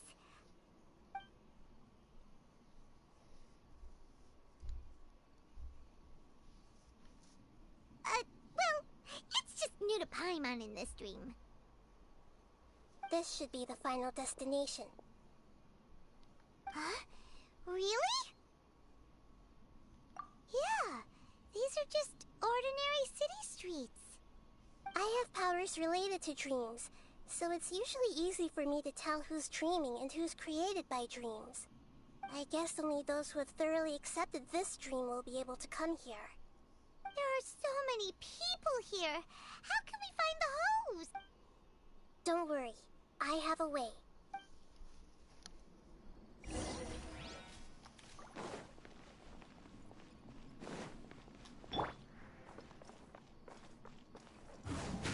Damn it. Keep forgetting. Hey! Anissa's always so calm. I wish I were the same. He's just in an ordinary dream, so it shouldn't be him. Oh, what? Oh, so I'm guessing she's not the one you're dreaming. I see everything! Shadia has such good taste. I can never go wrong with her opinion. No, it doesn't seem to be her. Everyone hold hands! Sometimes I wish Rakesh could be more assertive, but I guess I'm also happy enough with the way things are. No, it's not her, unfortunately. Well, that guy is an academia person. You know, I've heard that plants grow better if you play music for them. And on that note, it's been a while since I last heard you play. Sorry, I've been a little busy these last couple days.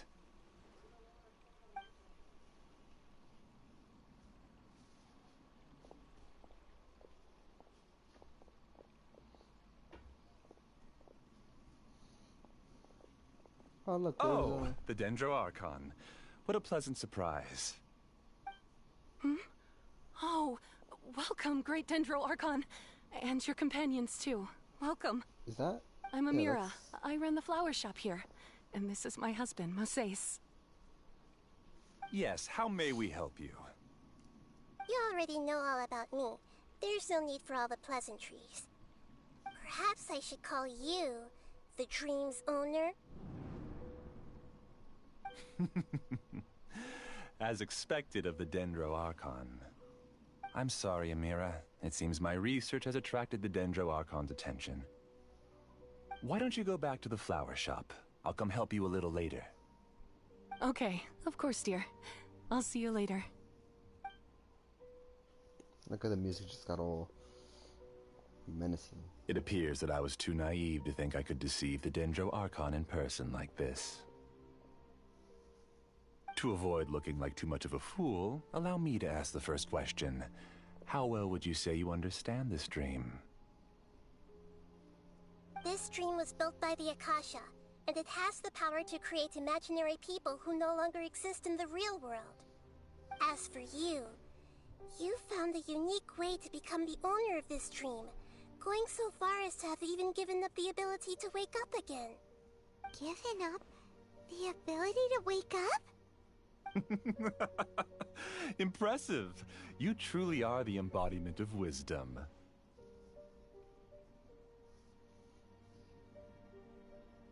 Please, tell me how you were able to arrive at such a conclusion. In return, I'll answer the question you're most curious about. It's simple. Apart from you, this space only consists of real people who are dreaming and imaginary people who are created here. Although you are here and appear no different from the others, I can't sense your dream. How can I wake up a person who's already awake?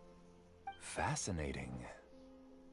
Since you're the fully awake owner of this dream, it can never collapse from you waking up. Theoretically, This should also give you absolute control over this place. I have to admit, it really doesn't get much better than that. But even knowing all of that, one question remains. How did you do it? Isn't the answer right in front of you, great Dendro Archon? It's because I've dedicated my entire reality to this dream. I uploaded my entire consciousness into the Akasha when it was still running. Wow. Actually, this all started because of an accident. My original goal was not about the Akasha or a collective dream. No. You were motivated above all to create a hyper-realistic person. The desire to reconnect with a real loved one is the one shared sentiment between all our dreamers. That's right. However, human models are too complicated. Only the Akasha has a jnana energy supply powerful enough for me to generate and sustain my models. The Akasha is truly magnificent. If I siphoned a minuscule amount of its energy, nobody would even notice. And even this minuscule amount of energy was already more than enough for my purposes. Even using just crude methods, I was still able to train a fairly realistic person. I named my first work Amira. Huh? You mean the girl we just saw? She and I entered the academia on the same day. Starting with admission procedures, we bumped into each other 6 times on just that first day. And because of that one day, we eventually went on to fall in love. We studied, conducted research, and made breakthroughs together. Our rhythm was always in step. I felt like we were 2 separate bodies that shared the same heart. However, Elazar later took her from me. Yes, I need more training samples to perfect Amira's personality. I found their details in the Akasha's database. Using the pretext of testing for mental health disorders, I implanted signaling devices in their bodies. This way I could connect them to a network, and Amira could feel their yearning. Little by little, they helped her to grow and develop a warm, human personality. To improve my efficiency and allow myself to focus on nothing but my research, I uploaded my consciousness as well, and became a part of the network. So, technically speaking, it's not that you won't wake up, it's that you can't wake up. Yes, because the Akasha was suddenly turned off, I lost all of my jnana energy. I became imprisoned in the very network I had constructed.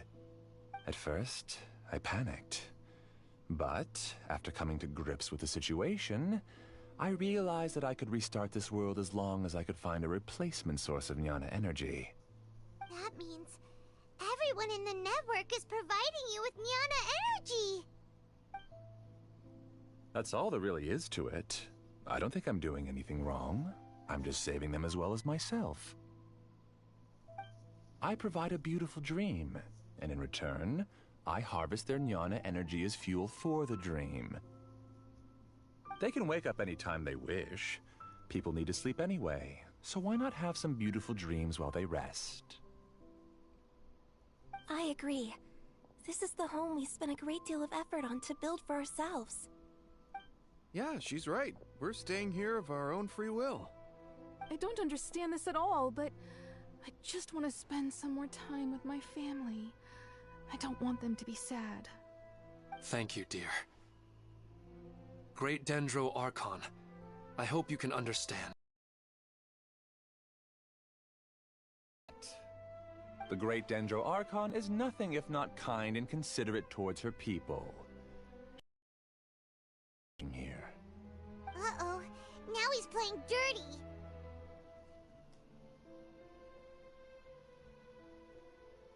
It seems like I won't need you to answer my last question. You're willing to tell me all your secrets because you have nothing to fear. If you use real people as your weapon and turn them against their Archon, then there's nothing the Archon can do. They just want to be with the people they cherish. I don't think there's anything wrong with me providing them with that opportunity. They don't wish to eternally part with their spouses and friends. What's so wrong about that? If you understood humans a little better, or had also experienced firsthand the absolute devastation of loss, then perhaps you wouldn't be so cold towards us. If you had used your talents and determination for a just cause, you could have become a sage of the new generation. Unfortunately, you've committed one of the 6 cardinal sins of the Academia by attempting the forbidden and fearing none. You equated people's feelings with cold Jnana energy and deprived them of the pain that they have to face. You lured them into these dreams, and even now, remain completely unaware of how evil all of this truly is. Pain? Luring? Those kinds of things haven't existed here from the moment this world was created. She's right here. This is Ilmon's child, Haidar. Huh? My daughter? What's wrong with her? This dream relies on a set network, which means that only those with devices planted in their bodies can enter this world. Carefully think back and retrace your steps. I secretly went back to the mountainside with Haidar.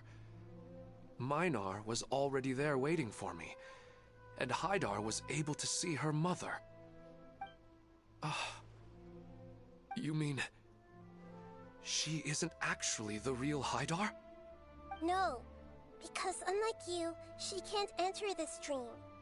The moment you came into this dream, it created a Haidar to realize your wish of reuniting with your family. So, tell me, where's the real Haidar? She's still out there on the mountainside. That's right. And she must have been terrified to see her father not in his right mind. Not to mention the monsters in that area. The situation is very dangerous. If Haidar's still out there, then... What are you talking about, Dad? I don't understand. I must wake up right now. I can't leave her there alone. Oh. It seems the others have also remembered something. People try to avoid pain and stay in their perceived bubbles of safety out of an instinct to protect themselves. This is human nature, but it is also one of their weaknesses. However, why are there still so many people striving to move forward even when they know the path ahead is dangerous and painful? It's because people don't only live for themselves. They have families, loved ones, friends, and communities. They have dreams that they are still trying to achieve. But in this dream, you showed them only the most comfortable and soothing things. This entire world has been built on the foundation of buried and unseen pain. It's all just a well-devised scam. It seems like I've stayed in the dream for too long. I still have so many things I haven't done. Huh. I thought gods didn't understand humans. That would have explained why they created such a flawed world where countless tragedies took place. I didn't expect you to arrive at the answer through sheer power of observation. But unfortunately, it means nothing now. If you wanted to spend a little time in the waking world, go right ahead. In any case, I wanted to spend some time alone with Amira. As long as this dream continues to exist, you'll come back. Humans aren't as strong as you think, and even if you're a god, they won't always listen to you. It's time to purge all the extraneous data and noise.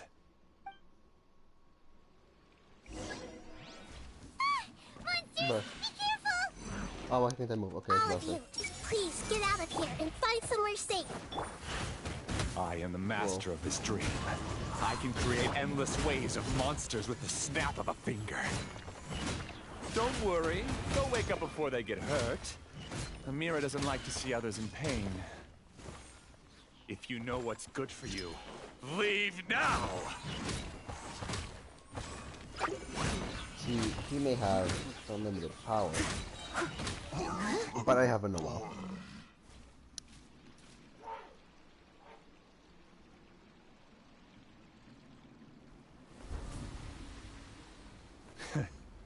You haven't won just yet. This dream is mine! If I go into hiding here, not even an Archon can ever find me. And as long as people yearn for happiness, they will return here and rebuild this paradise! Hey, stop! What's that? The stream is spiraling out of control and is collapsing now.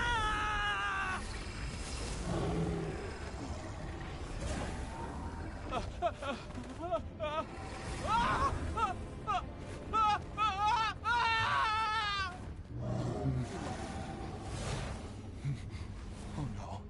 Amira. Amira! Amira!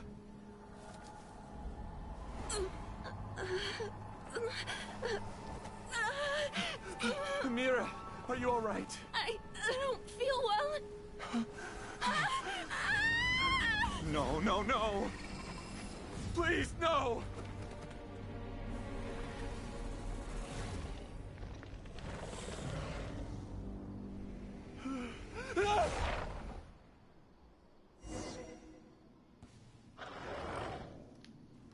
Oh. Get away from there! Don't ruin my flowers! What should I do? Where did it go? He left because he doesn't want you anymore.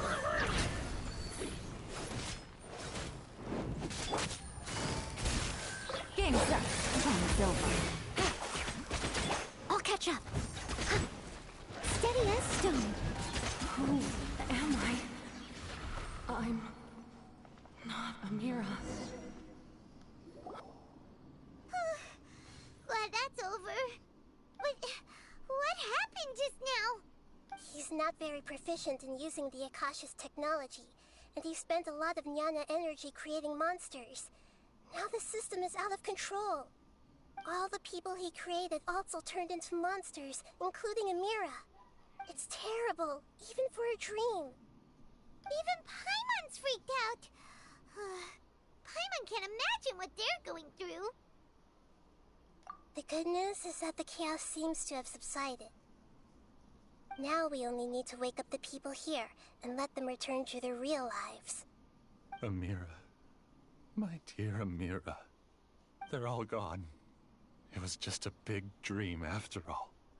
I couldn't change my fate, and my knowledge turned out to be useless. What a cruel world. Do you still think this is our fault? I don't care about that anymore.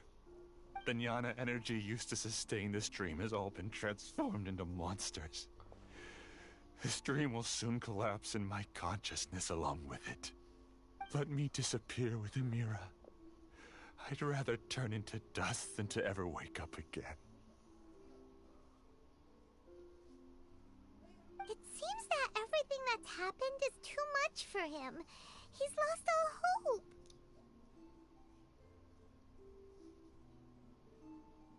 I think seeing Amira turn into a monster was punishment enough for him. After comprehending the hollowness of the unreal, it's time to revisit the meaning of existence. Existence? I'm different from the others. I've long given up everything outside of my consciousness. Using my knowledge of the Akasha, I have a way to extract your consciousness from here and put it inside a knowledge capsule. The Academia has probably kept your body, so you should be able to wake up soon. No need. Just let me disappear. Reality means nothing to me now.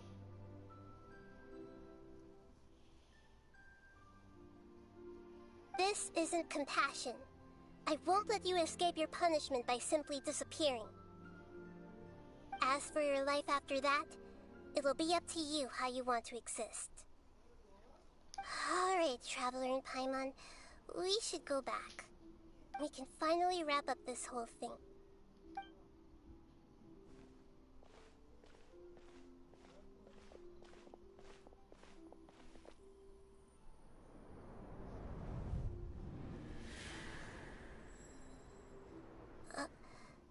Uh-huh? What's wrong, Nahida? Oh, nothing. Let's people here to gather at a moment of dreams after they wake up. What was that?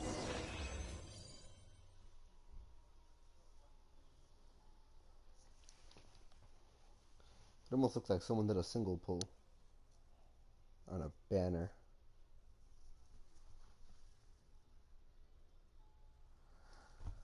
Ah, damn.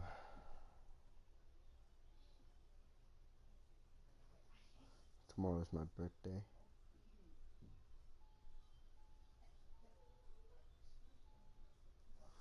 Oh well.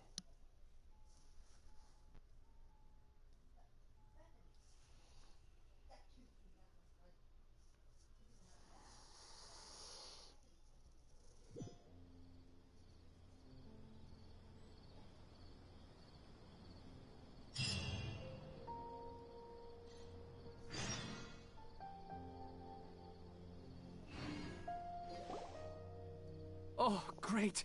You're awake! Everybody has started to wake up, and we've heard similar reports from around the city as well. From the looks of it, you were able to successfully resolve the issue. Yes, though it took us a good deal of effort. There will be many people gathering here shortly, so please do your best to maintain order. I need to go to the academia with them now, but we'll be back soon. Alright. Are we going to ask about that skull?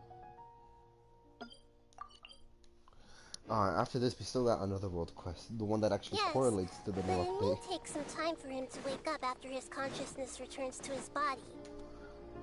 We can leave the rest to the Matra. Oh, it's the great Dendro Archon. How can I help you? I would like to check the registration records of a Kasharawar scholar. He should be in an unconscious state right now. Okay, just a moment. Sorry to keep you waiting, Dendro Archon. We have confirmed that there's a scholar named Beinuni who's been unconscious for a while. The cause was improper operation of the Akasha. He hasn't regained consciousness yet, and is still receiving treatment at Bimarstan. Huh? Isn't his name Moses? I guess he didn't want to be recognized or bothered by anyone. Please, give the knowledge stored in this to the Matra, and ask them to import it into Beinuni's brain. Understood. But for safety reasons, I need to know why. It's simple.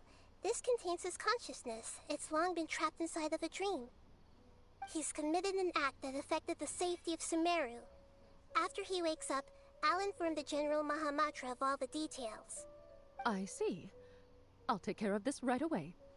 Thank you, great Dendro Archon. No problem. Alright. Everyone should have gathered at a moment of dreams by now. Let's head back. Alright.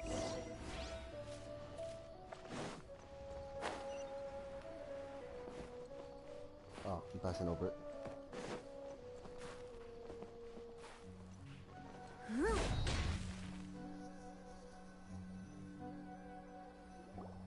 Let's be quiet and just listen in. I wonder what she's going to say. Hello, all of you who have just woken up. I'm sorry for interrupting your beautiful dreams. I may have acted a little cold when handling things in the dream. I sincerely apologize for that. Dreams have amazing power. They inspire us to remain resolute in the face of adversity and help those with aspirations achieve their desires. But dreams also have the potential to exploit people, confuse the senses, and distort the truth. Unfortunately, you are all chosen as prey for an elaborate scheme. As I've said before, I am still learning and cannot fully empathize with the pain of all the loss you've experienced. But just take a good look around you, and you'll see many other people who have had similar experiences. You should be proud that you've been able to gather here and look toward the future together. The path of life is long, and it's hard for us to see the destination. This leads us to ask a lot of difficult questions. What's the meaning of life? What's the purpose of my existence? Why do I keep experiencing pain and loss? Of course, the most comfortable choice is to stop progressing, give up thinking, and just keep repeating whatever you're already familiar with. Whenever you have such thoughts, just look at the people and things around you. Some people work hard all day so that their families can have a hot meal on the table at night. Some people travel all over the world in order to create art that resonates with all of Teyvat. Some venture in search of the world's secrets to prevent rapidly approaching, yet still unknown, world-shattering catastrophes. Life is not just about yourself.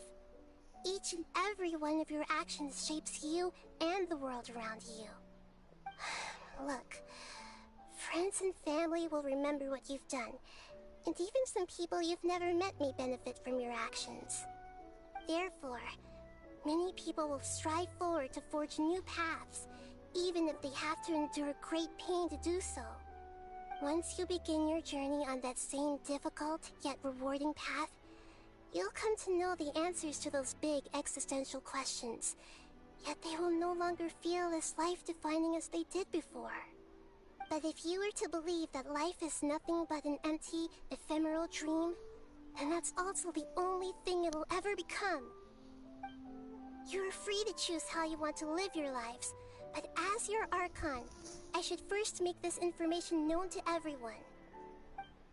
In the end, it's up to you whether you want to embrace a beautiful dream at the cost of your real life.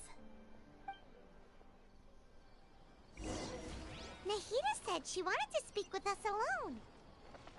It seems like she went to the plaza in front of the academia.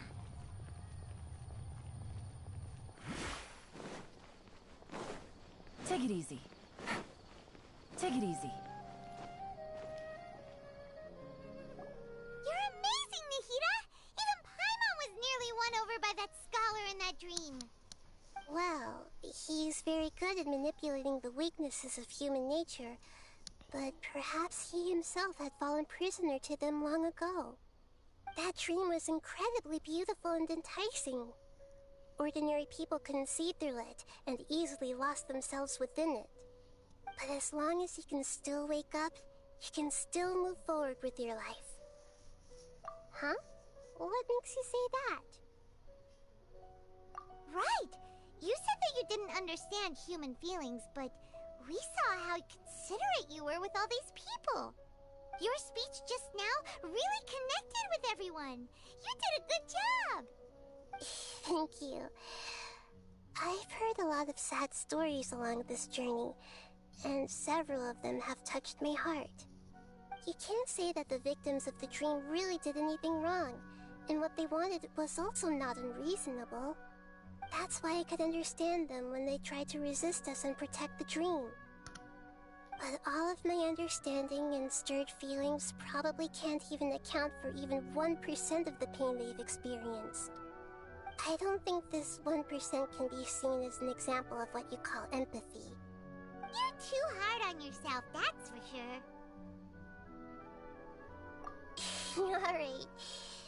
I suppose going out into the world will help my confidence grow. I've learned that emotions are nothing like knowledge, and that's why it's hard for me to put them into words sometimes. Benuni, or Mercedes, said that I had never personally felt the pain of loss, but I have a vague feeling that this isn't true. The moment I entered the dream, I felt like I was wrapped in a blanket of warm feelings. It was so warm that it felt like I had returned to the start of my life, and I didn't want to wake up anymore.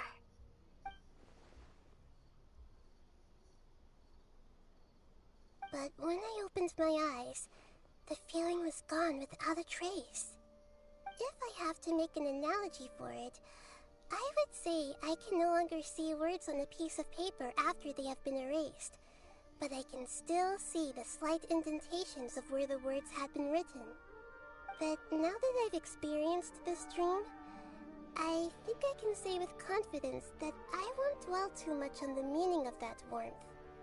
It's enough that I can tell I was once supported by that warmth, and its existence has allowed me to get to where I am today. If I dwell too much on its exact nature, I would be putting the cart before the horse. I gave a speech to inspire my people, so if I were to fail to live up to those words myself, then that would be too embarrassing.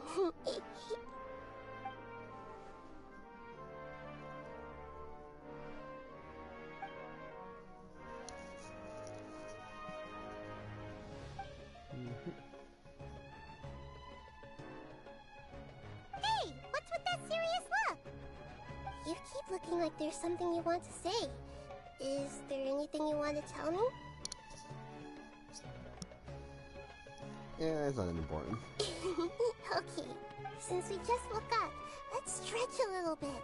A new day is about to begin. And another story quest is about to begin as well.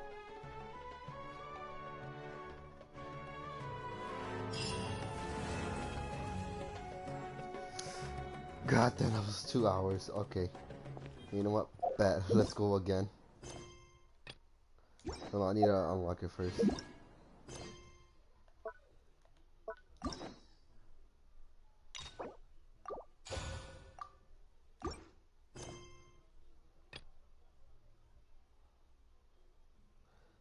It's this one, I think.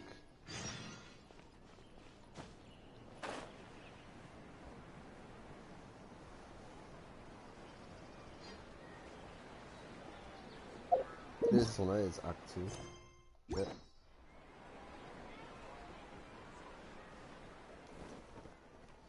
Alright.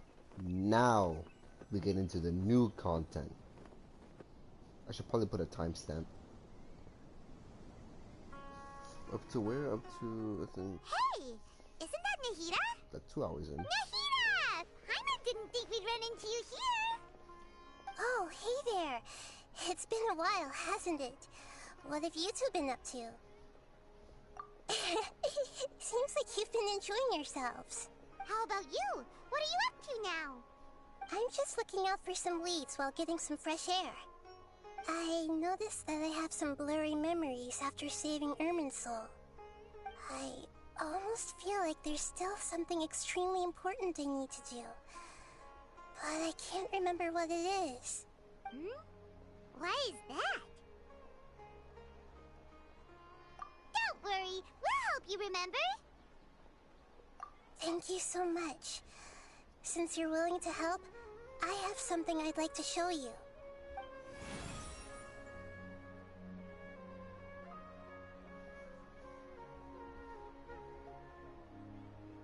Oh, it's beautiful. It looks like it's filled with some kind of power. I found it in the sanctuary of Suristana, but I have no recollection of it whatsoever. It's filled with pure elemental power that is quite similar to mine, but yet it's also a little different. It's very likely that it's connected to my foggy memory, but I can't figure out what it is.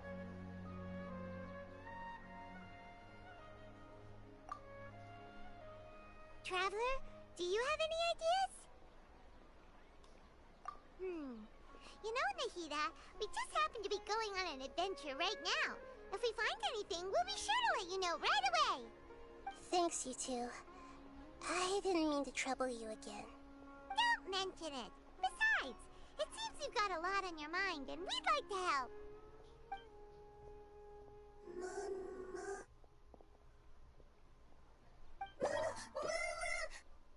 Hey, get out! You shouldn't be around here! I'm sorry, Lesser Lord Kusanali. Fungi don't usually come near this place. Last warning! Get out before I kick you out, you hear? Hang on. I think it's trying to tell us something. But Great Dendro Archon, it's a monster! Please, don't worry. I think I understand. Seems that it wants us to follow it. You can understand it?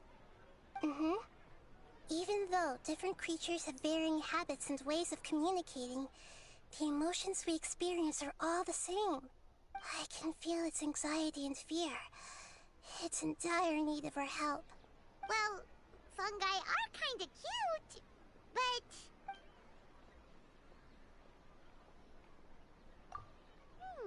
that's true. Okay, let's go take a look. Alright, lead the way, little fungus. Although they all look about the same, some fungi are friendly, while others are super aggressive and attack anyone they see. It can't be helped. Perhaps in their eyes, humans are like fierce monsters as well. After all, they can't distinguish which human behaviors are hostile or not, and it'd already be too late for them once humans have drawn their weapons. Hence why they tend to strike first, rather than waiting. That's not too different from how humans think sometimes. That's what I meant by shared emotions. Oh. I guess it means this.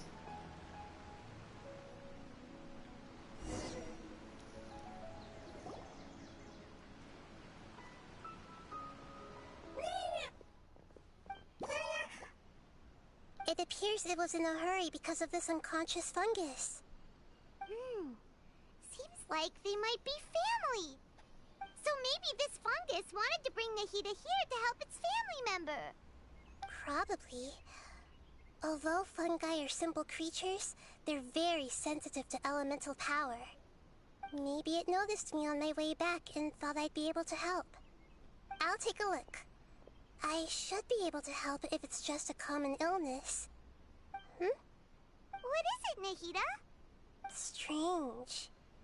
Very strange. This fungus didn't develop from a spore. It's an elemental life form. Huh? An elemental life form? Yes. Although the fungi you normally see are capable of using elemental powers, they're merely borrowing elemental power from nature around them. As for this fungus, it has elemental power flowing through it. Definitely not anything like your typical fungus.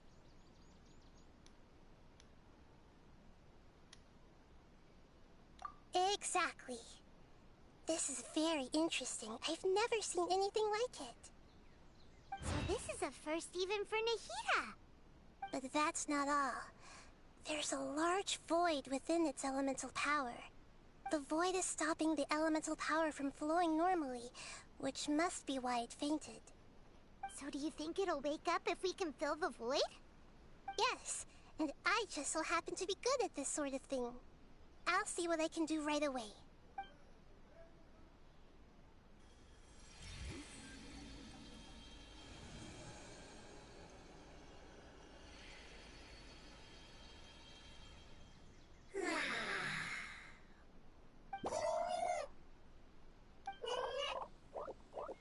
My power was compatible. Looks like everything is fine now. Lord of Dendro? Is it really the Lord of Dendro? Oh, I can't believe the Lord of Dendro saved me. Thank you, as well as the stranger and creature next to you. Ah! It can talk? Oh, I didn't expect such a strange creature to make a sound like that. Seems I'm just as shocked as you are. What? Of course Paimon can talk. Paimon isn't a strange creature. Paimon's just... Paimon! Hello, Paimon. I am not yet able to evaluate an organism's intelligence from its appearance. I will only know you are able to speak once you have spoken. Oh, well, no need to take it seriously. It's no big deal. But does Paimon really look so dumb that people might think Paimon doesn't know how to talk? You misunderstand, Paimon. A mouth is used for eating, breathing, and other functions that are more important than speaking. So a creature may not speak, even if it has a mouth. I've never seen a creature like you before, so I dared not make the assumption that you could speak. Even if you do possess a number of human traits, it is still very common for creatures to have similar external forms but completely different interiors, just like fungi and slimes. Did this fungus study at the academia? It seems even more talkative than Paimon. You're not a fungus, are you? That's correct. This might be surprising to you, And I'm sure that you must have questions. Let's find somewhere else to talk. It might startle my fellow family members if I speak too much using this strange voice. Me, me, me, me, me. It says that it's very thankful for your help.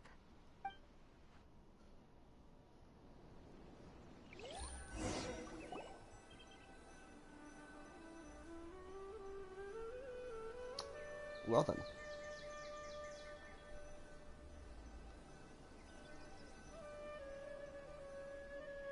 I was confident that I knew of all the creatures in Teyvat. Even if there are ones I've never seen with my own eyes, I thought I possessed all the relevant knowledge about them. However, even if I were to lay out the traits of all elemental life forms, you don't seem to match any of them. What are you? And where did you come from? I come from an ancient race. We have existed for a very long time, possibly longer than any records in existence. My home was filled with flowing water and great mountains. Lush grass covered the land, and my family and I lived in bliss and happiness. Until the apocalypse came and changed my home forever. A horrifying power consumed all there was. The seeds of catastrophe nested and grew inside of us, twisting and warping us, causing us to lose control. We were victims of the apocalypse, yet in time, we also became the apocalypse itself. The apocalypse? I'm not sure what it means either. It sounds like some kind of old fable. It's a long and complicated story. It will take me some time to explain it clearly. Don't worry, we'll listen. Please continue. I was lucky and managed to survive. Afterward, I left with some of my family and came to Sumeru to search for a way to rescue my homeland. We came in contact with many species and learned from their cultures and knowledge, hoping to understand the truth behind the apocalypse. We later found out that humans know the power of the apocalypse and refer to it as forbidden knowledge. Your home was destroyed by forbidden knowledge? Does that mean you're from the desert? It said that they are looking for a way to save their homeland, but the catastrophe of the desert should have ended a long time ago. The Lord of Dendro is correct. We are not from the desert. I would very much like to tell you the location of my homeland, but unfortunately, I've forgotten. That may sound a little odd, as it is very important to both me and my family. Yes, how could you forget? I am a life form that was contaminated by the apocalypse. A part of my knowledge and memory was taken away as the contamination inside of me was purged. Ah, I get it now. So the void of elemental power was left behind from when the forbidden knowledge was purged. I'm sorry. I hadn't considered that kind of possibility. That's okay. Lord of Dendro, there is no need to apologize. Without your help, I would have lost more than just my knowledge and memory. And not only did you save me, but you've also already rid the world of the remaining forbidden knowledge, right? That's right. The forbidden knowledge is no more, and your homeland should be safe now. My home should be safe now. We can go home. For the longest time, this moment has only seemed like a dream. I never knew it would become a reality so quickly. I was unable to fulfill our calling. I never found a way to save my homeland, and I have even forgotten where it is. It's not your fault. You've already done everything you can. Every species paid a grave price in the fight against forbidden knowledge. This is not a responsibility you should carry on your own. You mentioned that there were other survivors besides yourself. Where are they? Maybe they'll remember. The apocalypse put us through immense pain. Many of my family members have already met their end. I'm not sure who else is still alive. Don't worry, I should be able to find them. Just leave it to me. I'll leave the rainforest to the Aranara. And as for the city, there are a few nice kids that should be willing to help. Oh yeah, they'll give us a hand. Give me a moment. I'll contact them right now.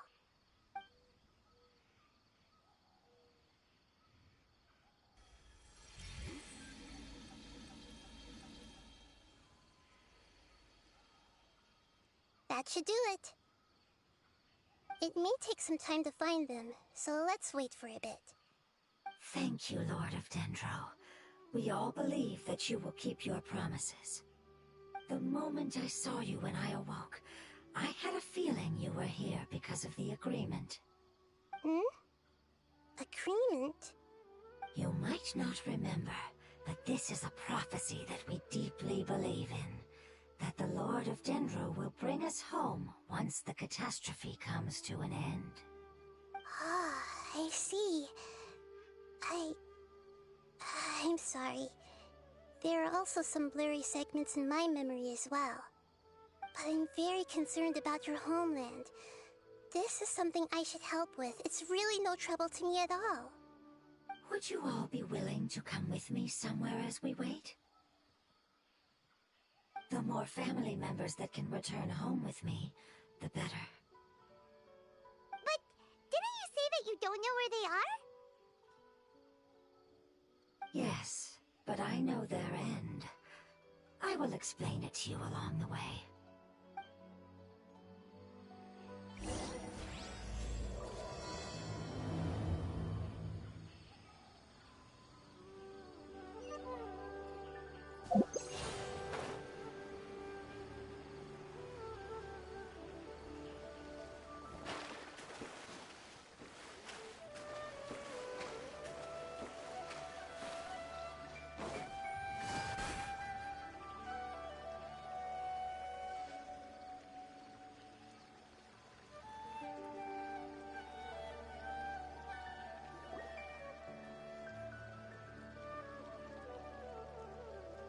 There's something that I'm very concerned about.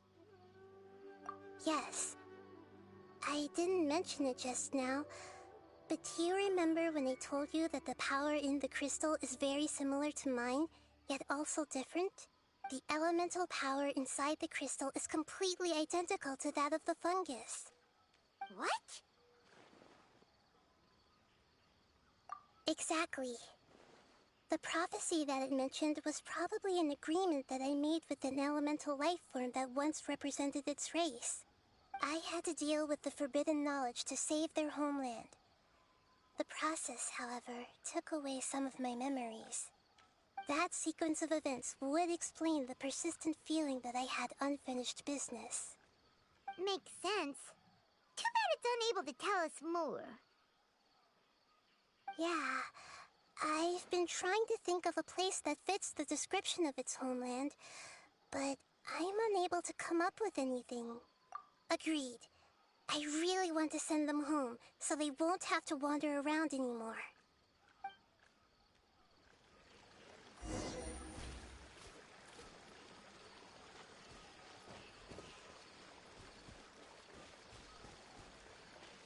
The road here is a little rough. I'll lead the way. Don't worry, Paimon can handle any road!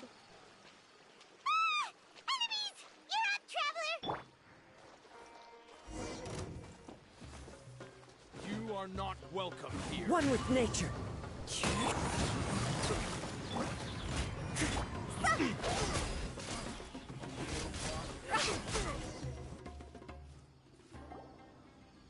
Amazing.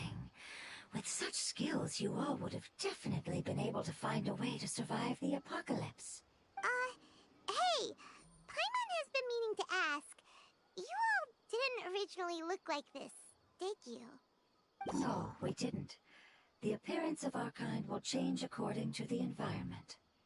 After communicating with various living organisms in Sumeru, we discovered that fungi are the life form most adapted to live in these lands.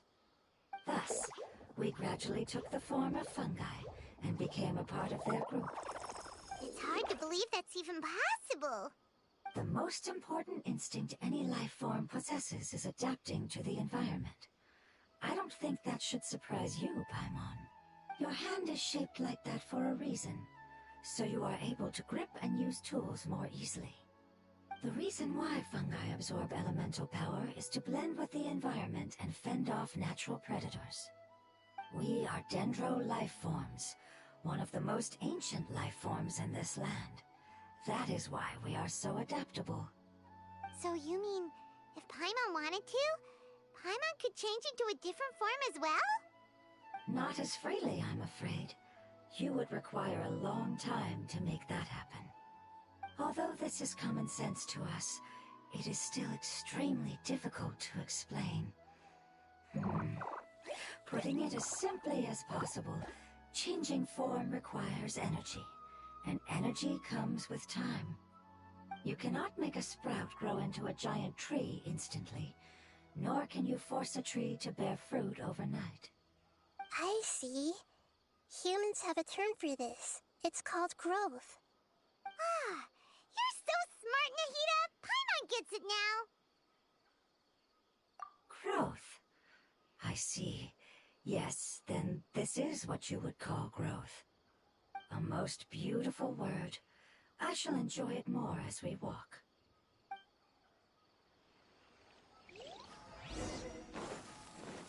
How much farther is it? We're about halfway there. You're doing great, Paimon. Do you need me to carry you on my back? Huh? Oh, no! Paimon was just curious! Paimon isn't that tired. You seem to enjoy taking care of others. You think so? Does the Lord of Dendro need to be carried? That would be awkward, wouldn't it? Why don't we try up and sit on top of my head? We can figure out who will carry who later! I think we may have a different understanding of carrying someone. No matter whether it's tired or not, my child is always happy when I put it on my back and give it a ride. Child? You mean the fungi we ran into earlier? Yes. One was my friend, and the other was my child. Why can't your kid speak? Because it's just a fungus.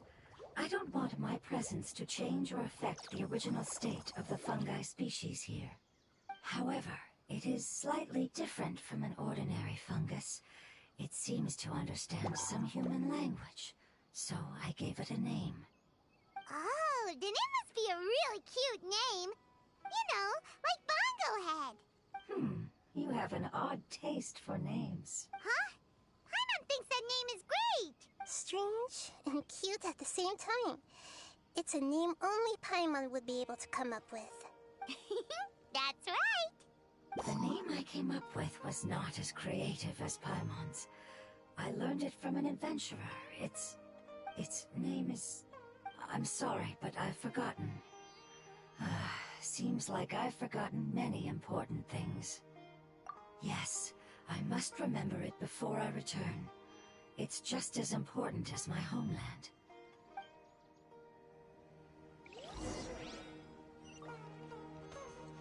Yes, this way. We're almost there.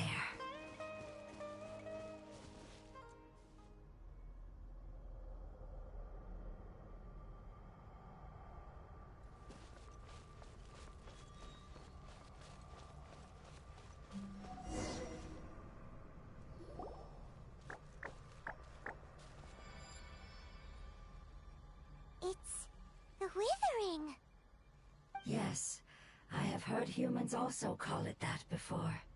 It's the last form we take when we are at the end of our life. Paimon doesn't understand. It's trying to say that when they've suffered enough and reached the end of their life, they become a tumor of the Withering. Yes, I would have also suffered the same fate if it wasn't for the Lord of Dendro's help. So, this is how the Withering is formed? Previous research has revealed that forbidden knowledge is the root cause of the withering. But even if forbidden knowledge has been completely removed, its influence still remains, which is why the withering remains even after forbidden knowledge has disappeared. They've been tormented by forbidden knowledge for a long time. It's understandable that they will eventually become the withering. But what a sad and pitiful end. When I left my homeland, flowers like these filled the fields. Each bloom represented an individual life. They grew in the pristine lakes, in the fertile soil, in my home, and in the homes of my friends. They grew everywhere, until the world suddenly lost all its color and became tainted and murky. But it's all right. Our life essence, elemental power, still resides in this flower. After an adventurer clears the withering, I will quietly draw near the area. If I can sense the elemental power of my companions, then I take them with me. But that would mean the effects of forbidden knowledge could have... It's okay. That's not important anymore. I just hope that they can all make it back home. It's not right to leave them to simply perish in the open like this. Now that we finally have the chance to return home, each one I manage to bring back will make me that much happier. I understand. Just leave it to us. So you're worried about me? It's fine. Forbidden knowledge doesn't exist anymore. It's natural to want to be overcautious when dealing with a highly venomous snake, but when all that's left is its skeleton, there's nothing to worry about. Paimon doesn't get what you two are talking about, but we're all ready to go now, right? Then let's do this! We've dealt with the withering countless times already!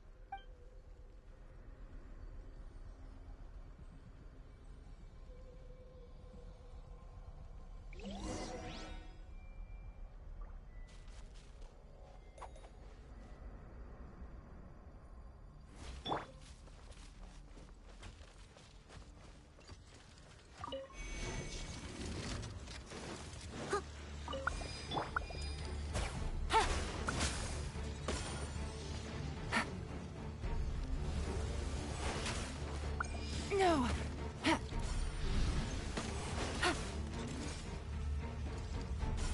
Take it easy. Gotcha. As one with wind and cloud, the wind knows me. Things are about to get dicey.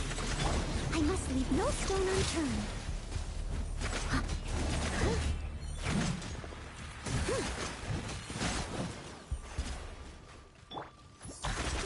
Row! Yeah! Busted.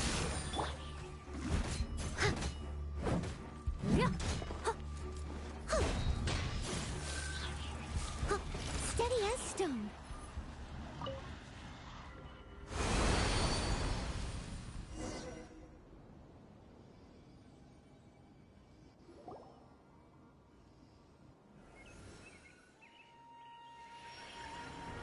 As I expected, it's the last of my kind that I'm aware of. So it wasn't able to make it to the end. If only it could have held on just a little longer. I hope that you will be free of this pain after returning home. Just thinking about how many elemental life forms have turned into tumors of the withering makes Paimon sad. It's okay. As long as elemental power still exists, then we will still be around. An external form is but a gift of time. Through growth comes change, and even abandonment of previous forms. However, our true nature is not so easily affected. It wouldn't have come to this if we were able to cure them earlier. But I will cure all of them. Even if it's just for the sake of the rainforest and all the life forms that live in it. Thank you, Lord of Dendro. It was a wise choice for us to place our trust in you and wait. Hold on. I think I got something.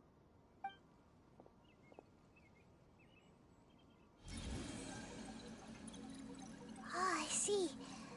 Okay, I understand. Thank you so much. So, they found a fungus that matches the description I gave them. It's currently unconscious. It must be in a similar situation as I was. We should hurry and go take a look. Okay, follow me.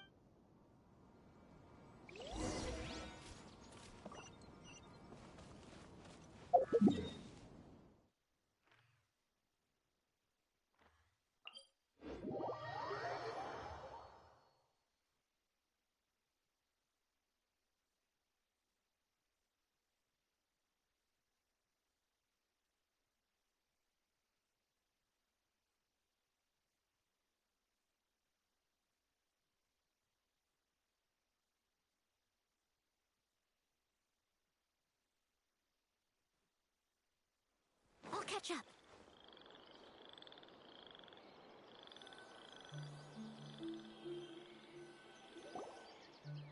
We're close now. It's just a little further inside. But there are so many fungi here. They're probably all ordinary fungi, right? Yeah, they won't be happy to see us. No fighting. These are all its family.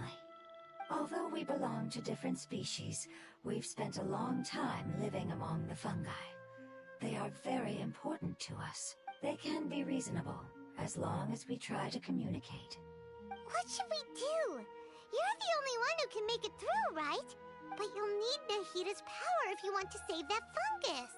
I've got an idea. Can you teach me how to change into a fungus? You want to transform into a fungus? But we don't have time for growth. Nahita is a god. Changing into a fungus should be a piece of cake for her. Even gods can't bend the laws of time so easily.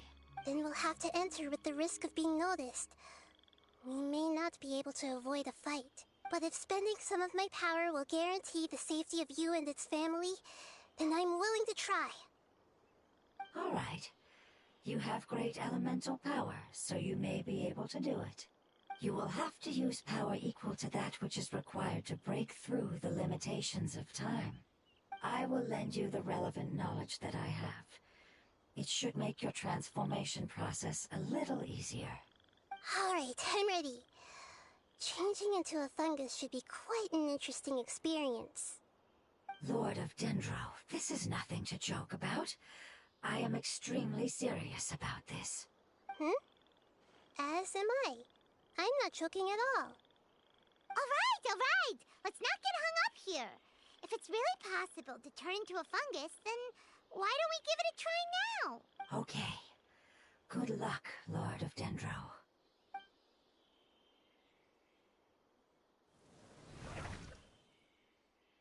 Wow!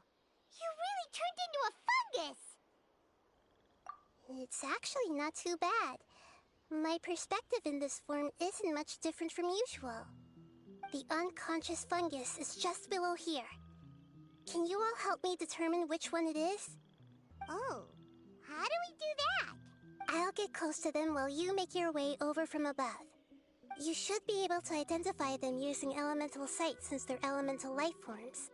Then, all you have to do is repeat the correct answer in your mind. As long as I'm able to see you, then I'll be able to hear your answer. Okay, got it. Let me lure away the fungi up top and make way for you. Alright, good luck, Nahita. Let's go, Traveler.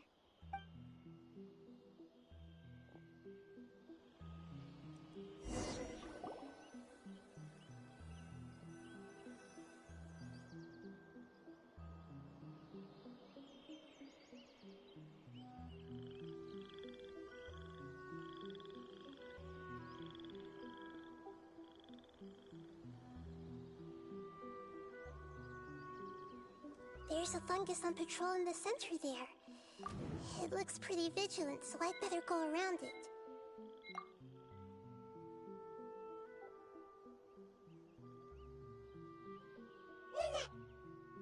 Why is it reacting like that? Uh-oh, the fungus on patrol noticed me.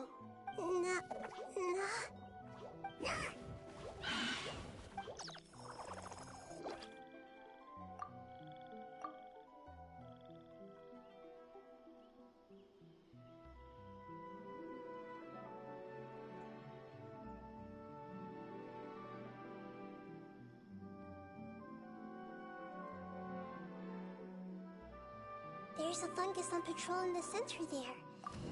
It looks pretty vigilant, so I'd better go around it.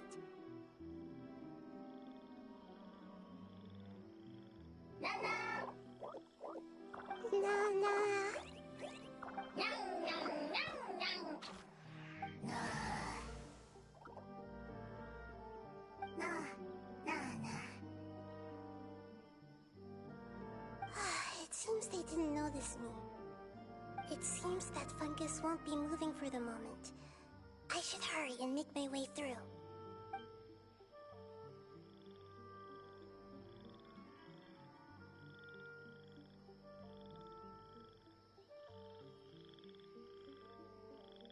This is the spot. There are several fungi here. I'll hide and wait for the traveler to catch up.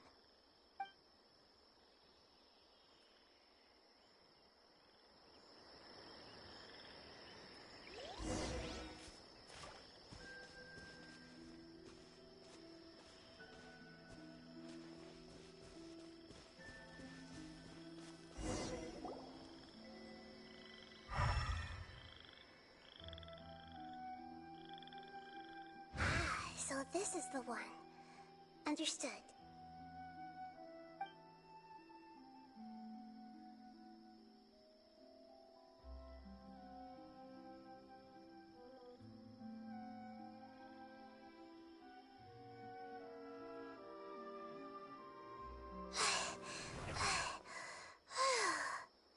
Nahida?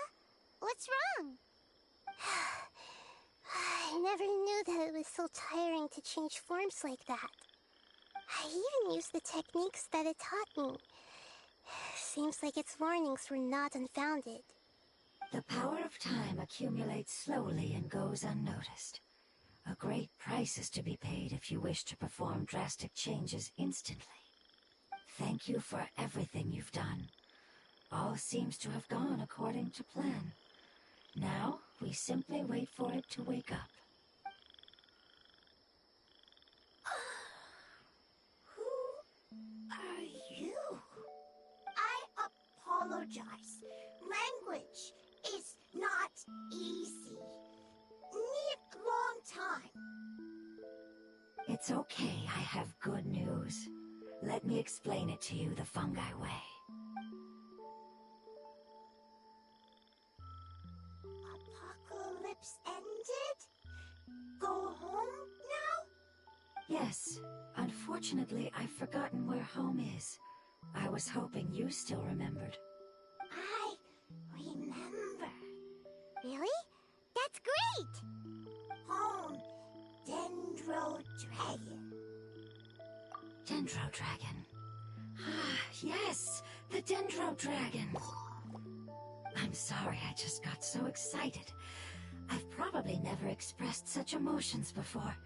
But yes, our home is the Dendro Dragon. Oh, wait a minute. Paimon's confused. Do you mean the Dendro Dragon as in an elemental dragon? Like Dvalin? Yes, they're both dragons, but Apep, the Dendro Dragon, has been around for longer and has accumulated dense elemental power. But I don't quite understand. Why would you say that your homeland is a dragon? Because we live inside the Dendro Dragon. The Dendro Dragon. Inside. Very big. Mountains, water, trees, us. There is an entire world inside the Dendro Dragon's body. The Dendro Dragon nurtured the earliest life forms and protected us inside of itself. It once told us in a majestic voice that once we finally matured, we'd be able to start life in a new world. However, that day never came. Our homeland was the greatest place there ever was before the apocalypse arrived. Paimon's still confused. Yes, a very good example. It appears that you're much smarter than Paimon. The only difference is that the Dendro Dragon is much, much larger than any Dendro slime. Wait, then if that's the case, Doesn't that imply that Apep has also been contaminated by forbidden knowledge? Yes, that is correct.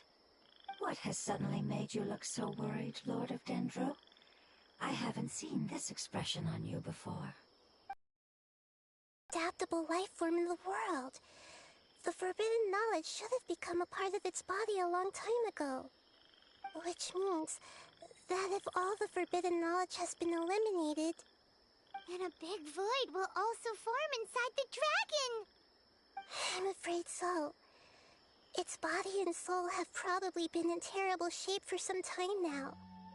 No wonder I haven't seen Apep for so long. But how did it get contaminated? Was it due to the destruction of King Deshret's civilization? But anyway, Apep disappeared and has been gone ever since that time. It's been enduring unimaginable pain all the while. It's probably in pain as we speak. Yes! How could I have forgotten?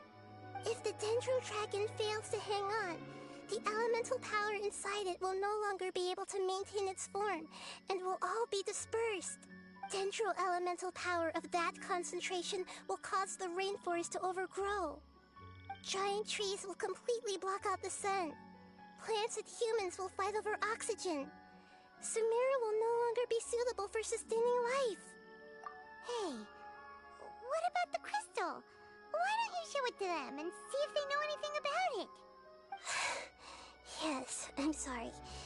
You're right. We don't have time to panic. Have you two ever seen anything like this before? No. Its power feels very familiar. Like something from our homeland, but I don't know what it is. I'm sorry our memories aren't very reliable. It's okay. I'll contact my helpers just as I did before and see if they can locate your other family members.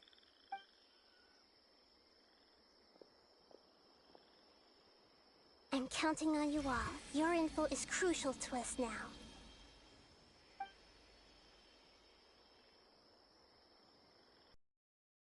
Let's wait for their reply again, though I know waiting can feel unbearable at a time like this. Thank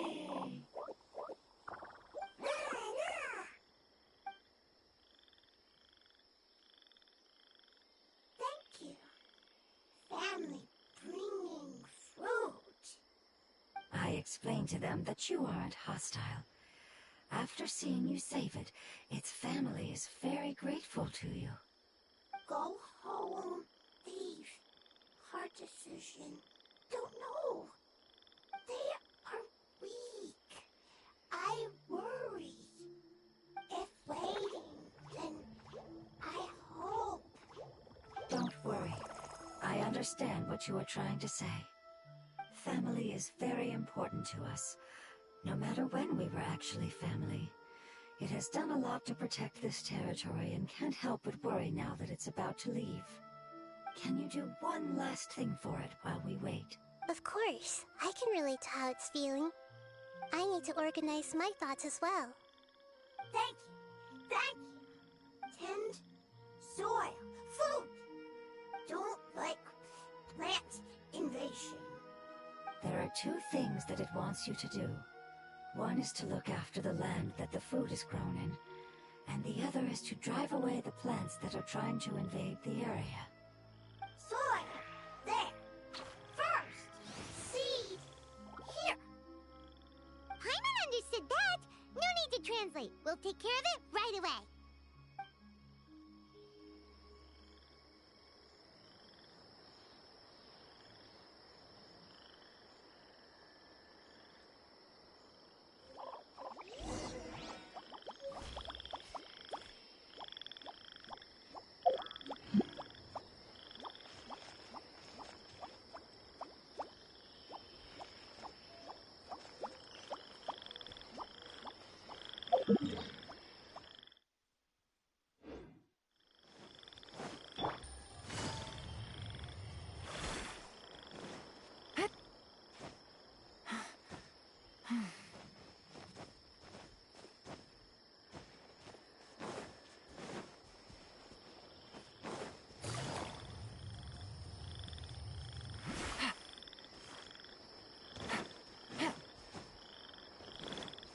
Take it easy.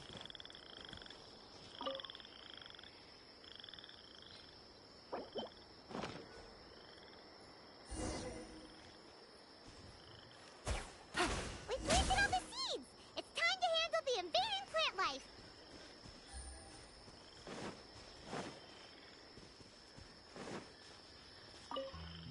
Ah! Wildflowers! It wasn't kidding when it said plants were invading!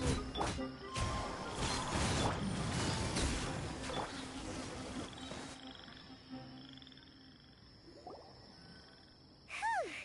That should be all of them. That wasn't too tough. Yeah, I've calmed down now. But it doesn't seem like there's too much we can do until we receive some new leads. Can you tell us about the Dendro Dragon? We don't know anything about it. Who is it? And what does it have to do with King Deshret? Well, the history of dragons starts from the very beginning of Tevat. Sumeru was Apep's territory. In those days, the lush rainforest covered the entire nation. Oh, so there was no desert back then? Not at first. That came when a giant spike fell from the sky, turning a huge section of the rainforest into sand. In an attempt to adapt to its new environment, Apep changed color from the emerald green of the forest to the yellow of the sand. No wonder those two elemental life forms are always talking about the importance of adapting.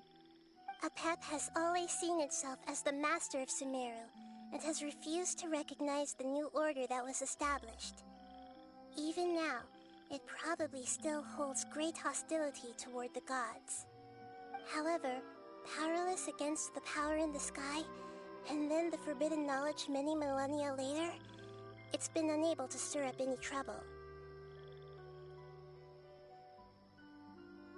Conflicts between the two sides are destined to continue until a balance can be found.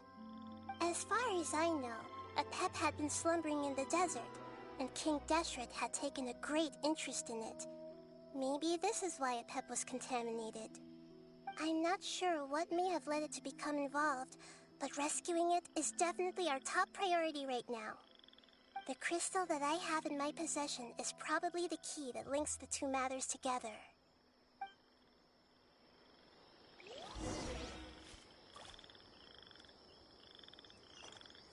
Time to go.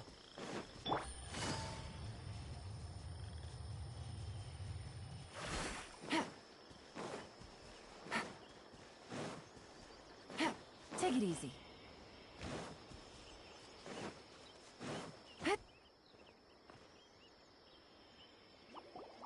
Thank you, Lord of Dendro.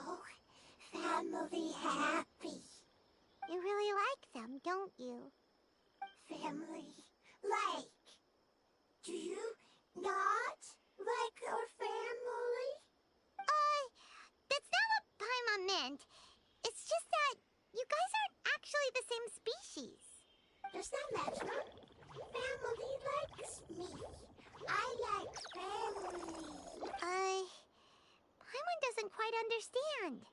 What it's trying to say is that as long as family members get along well, then nothing else matters. You place importance on appearances, but we do not. We find the experiences, knowledge, and connections we've made to be more important. These are all things that are more reliable than mere external appearances. These are the fruits of time, and the essence of what it means to grow. Oh, Paimon gets it now. Looks can always change, so what's inside of us is more important. It wouldn't matter. Paimon would still be able to recognize you right away. Oh? Understood. Thank you. Still nothing new from the forest. Seems like we won't be able to find your other family members for now. It appears we are out of leads to follow. And if no one knows how this crystal works, then Apep may be in danger. Sorry. It's okay. It isn't your fault. I don't think it's a coincidence that neither of you can remember anything about the crystal. Maybe it's because the crystal has a very close connection to forbidden knowledge, which causes memories of it to be unclear. And if that's the case, finding the other fungi still wouldn't help us at all. The crystal and the apocalypse. The apocalypse and memories. Lord of Dendro, do you still remember the prophecy? I do. What about it? The prophecy is a story that connects events of the past and the future. A family member once said that the apocalypse is a part of us, and that there is value in preserving it. The rest of the family did not approve of its opinion at the time, so it left. Preserving the apocalypse? Do you mean that there's still some that hasn't been eliminated? That's not very likely. The power of Irminsul covers every inch of the land. Did the prophecy say where that family member went? To the limitless depths east of Sumeru.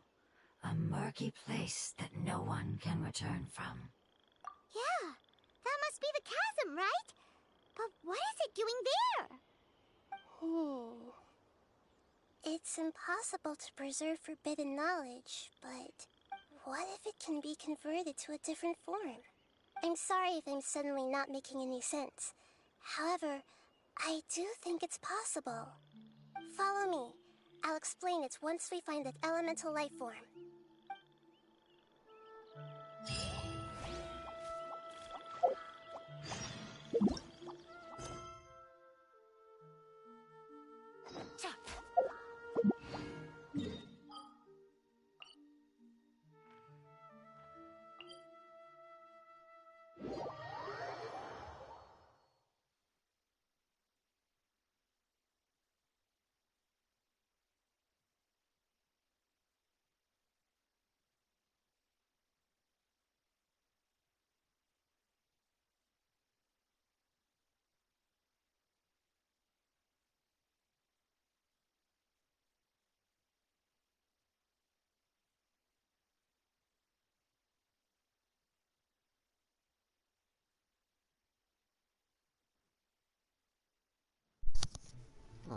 Even new person in chat.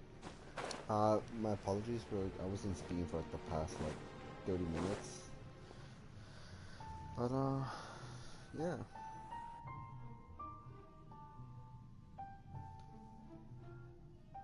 So that elemental life form came all the way here on its own and spent a long time by itself? Wouldn't it already have become the Withering like the others? Like your name, Shadow Demon. There is a chance that it could avoid that end, using the power of something here. I'm referring to what was used to fight against the Abyss. It once repaired the rifts of Teyvat long ago. It has the ability to purify and stabilize powers that shouldn't exist in Teyvat. Forbidden knowledge that its light has shone upon is kept here forever in a different form. Yep, it's just like soap bubbles that rise to the water surface. Another strange metaphor, but Paimon somehow gets this one. What the Lord of Dendro means is that the apocalypse was altered by the power of the giant spike and hidden within the oozing filth. Yes, and it shouldn't be far from here. Let's go and take a look.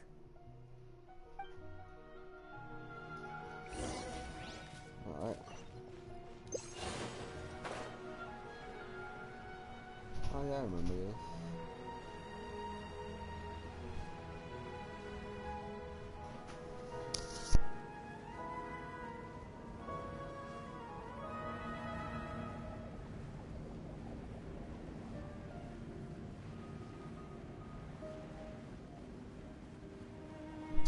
Alright, so It's over there! I think... Looks like we'll have to clear out the oozing filth in this area. You two should be able to take care of it, right? Yeah, I think I'm gonna We know what to do. Let's just use the Lumen Stone on the oozing concretion. Yeah. Well, I'm assuming I'm gonna go with this first.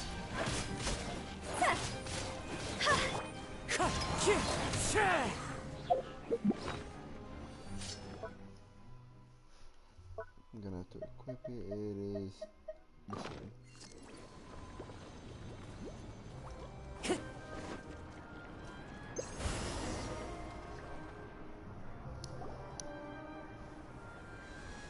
Oh, we finally managed to rescue it? It should be the life form from the prophecy. That light.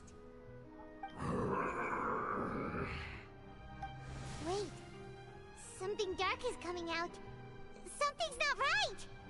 What's going on? Didn't Nahida say it was purified? Maybe it's because such a long amount of time has passed. Although the power of the oozing filth is more stable than that of the apocalypse, it is still a form of dangerous power. It might have lost its mind after being soaked in it for such a long time. Oh no! But we still have tons of questions we need to ask! I should be able to purge it with my elemental power. But this is our only chance.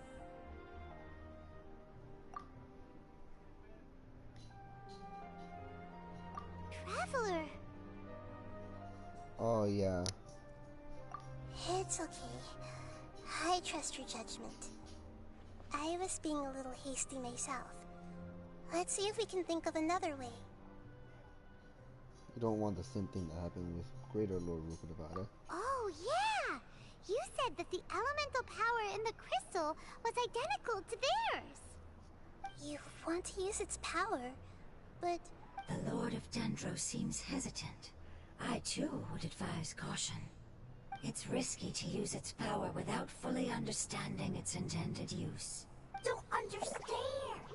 This no good, that no good. Save life. Important. Yes, I understand, but this is our only chance to return home. We cannot afford to be careless. It's okay, there's no need to argue. I'll think of something to do about the elemental power that will be used. How about this? Traveler, you could try using it. I understand that you have an amazing resistance to forbidden knowledge. Don't overdo it, Traveler. Paimon will be worried.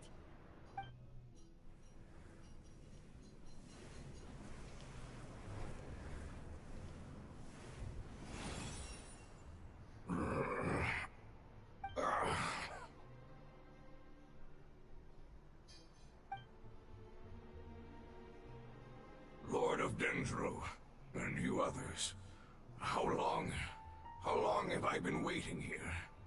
Yay! Looks like it worked! Lord of Dendro, here in person. Does that mean the apocalypse has come to an end? Wait, did you get smaller again? I'm sorry. That portion of my memory is highly unreliable at the moment. I can't seem to remember who you are. That sounds about right. After all, the purpose of my existence is precisely for those unreliable memories you speak of. You once said that the apocalypse will be completely eradicated, and that relevant memories will become unstable. Even you couldn't promise that you'd remember our agreement after those events take place. However, you are definitely someone who stays true to your word. My sacrifice is nothing compared to your resolve. You and I made the agreement? Yes, you used your power to protect me. That is the reason why I was able to survive here. To be honest, I'm nearing my end. I had thought I'd be stronger than this. No one can withstand the power of the apocalypse. In order to preserve a somewhat stable memory, I had to change the power of the apocalypse into a different form. Only the giant spike that fell from the sky was capable of doing something like that. But the moment I chose to go through with it is the moment I lost my chance of being rescued by the Lord of Dendro. But enough about me. Lord of Dendro, let's get to the important matter at hand. As you can see, I won't last much longer. I understand, and I'm sorry, but... Can you please tell me what this is? This is a fire seed. It's an essential item for saving the Dendro Dragon. Thankfully, it appears to be in good condition. The Lord of Dendro and our people created this item together. It mimics how the Dendro Dragon's Heart of Oasis operates. The Dendro Dragon has been tormented by the apocalypse for far too long. It too is nearing the end of its power. However, if you are able to reactivate its Heart of Oasis using the Fire Seed, then the Dendro Dragon will begin to recover. And as a result, our homeland will return to the way it once was. Oh, so the Heart of Oasis is a pep source of power. No wonder the crystal was able to heal this fungus just now. That's what it's used for. What? You used the Fire Seed to save me? Mm-hmm. Why? What's wrong? That's... never mind. It's not your fault. You didn't know. The Fire Seed contains a high concentration of elemental power inside of it. It's very powerful, yet fragile at the same time. It is not stable in its current form. To prevent any accidents, please don't use it again. Since I am its creator, I will take responsibility for it. I assure you there's no need to worry. Alright. Aside from being able to heal the Dendro Dragon, the Fire Seed can also resonate with the Heart of Oasis. In other words, you'll be able to find the Dendro Dragon by following the guidance of the Fire Seed. But you should hurry. There is little time to waste. What about you? Forget about me. You should hurry home now. Everyone is returning home, including you. As I told you, I've already lost my chance to be saved by the Lord of Dendro. Lord of Dendro, I thank you for coming to find me, and for being willing to save the Dendro Dragon. Our past has been saved, and our future has been ensured. It's enough for me, just knowing that they will return home. Hey, wait! It turned into oozing filth. Can you use the Lumen Stone once more? I can still feel its elemental power. Please, of all of us, it deserves the chance to return home the most.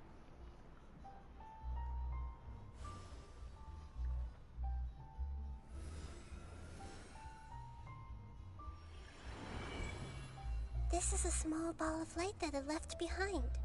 I can feel it. I can feel its knowledge and emotions. It has all returned to its original elemental form and is becoming one with the other family members. Do not be sad, my friends. Its wish has come true, and it's very happy right now. Because its external form doesn't matter, right? Yes, because our external form does not matter, and our home has been saved. There is nothing more important than being together with family. Let's go!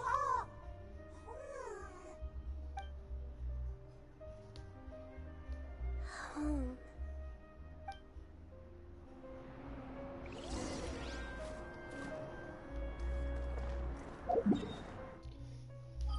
Alright, let's see how far is it. Is it in a new area? Oh, it's just right outside here. Funny, that's the same teleporter I used to teleport to this area.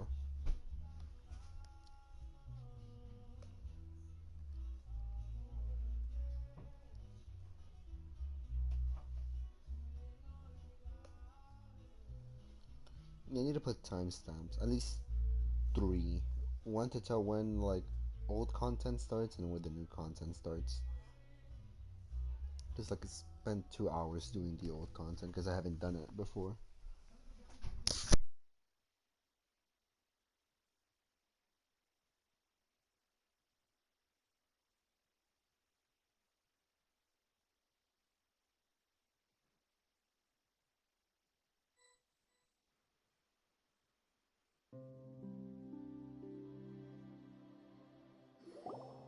It's not much further. Follow me, we're close now.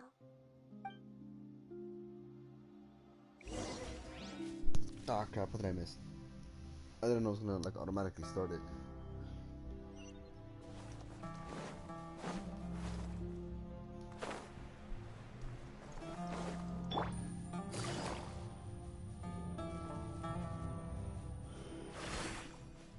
Surprised I literally didn't get aggroed at me.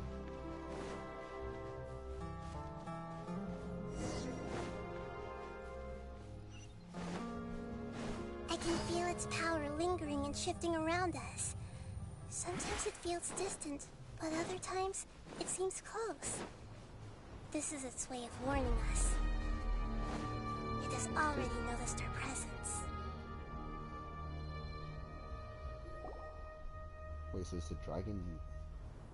We won't be able to see anything if we keep going that way.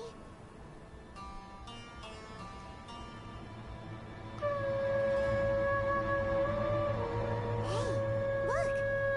Something's over there!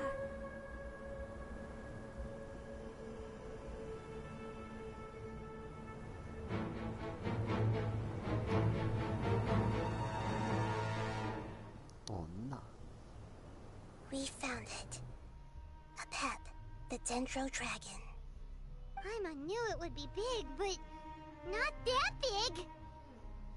Puny god, puny human, leave my domain. Yo, this... I didn't expect it to be that big. Is it bigger than the snake in Inazuma? The giant dragonish snake over there? Frail life forms like you cannot survive in the endless sands of the desert. A pep, we're here to save you. I do not need saving, especially not by you, Brewer. You are no different from Amun. Both of you have only existed for a fraction of what you know as time. Yet you call yourselves lords of this land by leaning on the heavens' glow. You're better off paying attention to your path ahead, as you will fall where you've fallen before. I know that you hate both gods and humans, but you've grown too weak now. Can't you let go of your hatred, even for only a moment? Let go? For only a moment? Foolish Brewer. You will find no gratefulness from me, even if you heal me. You will only be reviving the dragon that will destroy Sumeru and the Seven Nations. No, you're ill, that's all. That I am. Time will bring death to all. It's unavoidable. Although I am gravely ill, my mind remains clear. I am different from the ancient dragons that came to terms with you. There's no need for this. There's no point in fighting. What we need is the truth. The truth. The shackles that the God of Wisdom cannot escape from. I have paid dearly for the truth, and you shall do the same soon enough. Hey, don't leave! Careful, something's coming. Ah! What is that? Paimon's never seen that before! No, yeah, It's our family. Huh? They're your family too? But they don't look anything like fungi. External form not important. Inner nature say. The composition of their elemental power is identical to ours. In other words, they're residents of our homeland. Is this what they've become after experiencing the apocalypse? This is also a form of adaptation, although a most gruesome and pitiful one. Many of our family members never made it out of the Dendro Dragon. They've gradually taken this form in order to survive the apocalypse. Is there any way to avoid fighting them? Alright, hold on. Let me test something. Just in case.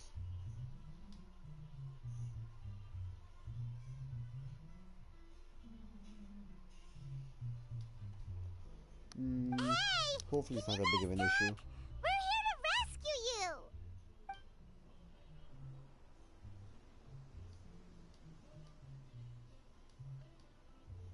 They've given it their all just to survive.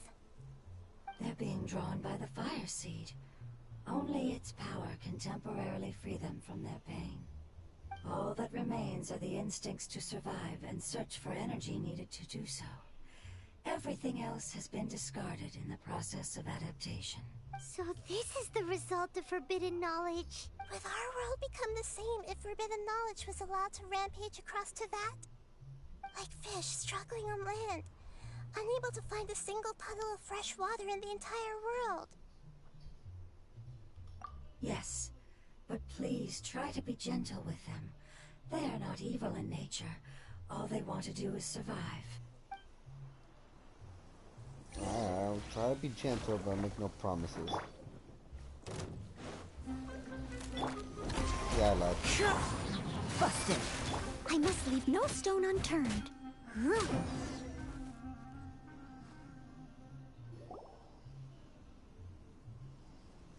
Paimon thinks they used up all their strength.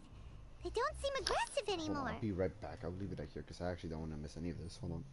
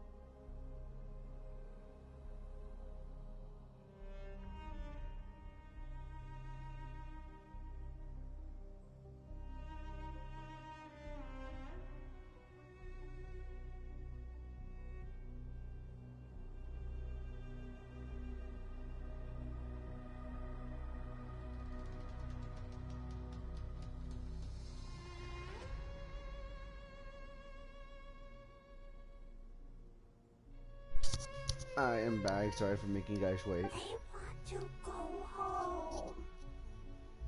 Okay, now I probably won't be speaking for much. It was never their intention to leave the Dendro Dragon. I'll still be here. I'll probably be speaking if someone speaks in chat.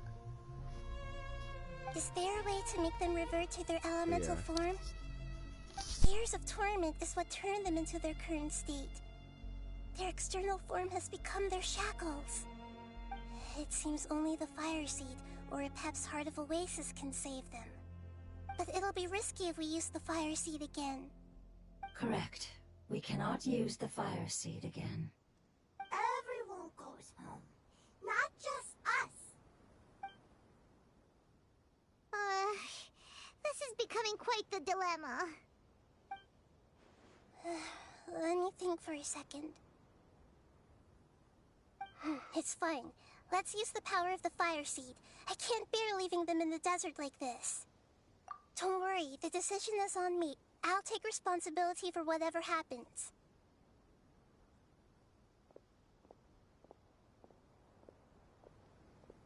It won't require much elemental power. I'm just worried that it'll become unstable. But as long as I use my elemental power to stabilize it a little, it shouldn't be a problem. Thank you. Sorry. Stubborn. Thank you, Lord of Dendro. Returning home is the most important thing to you. I've come to understand that during our travels. I'm not doing this just to protect you, but also because I hope to use you and your experience and try speaking to Apep again. After all, that giant dendro dragon is also your family. Maybe it would listen. I will stand with you, Lord of Dendro. I will never forget your kindness. Yes! Thank you. Alright, here it goes. Family. We will all be able to go home soon.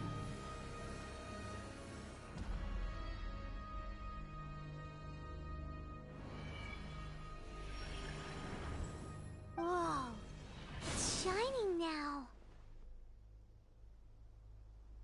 Endless amounts of knowledge and emotions are moving inside of me. They're all very excited. To imagine such growth could be achieved in such a short period of time. It's because you're carrying everyone's hopes and dreams. Yes, finally, we can go home. This is the last part.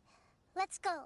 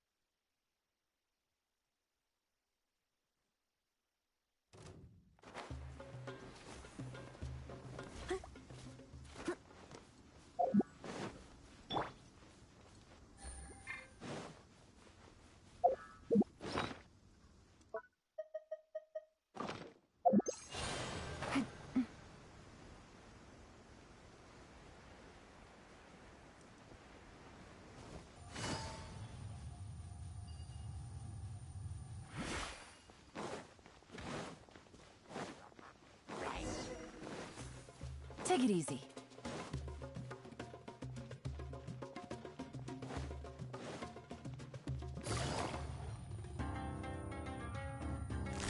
Quietly now.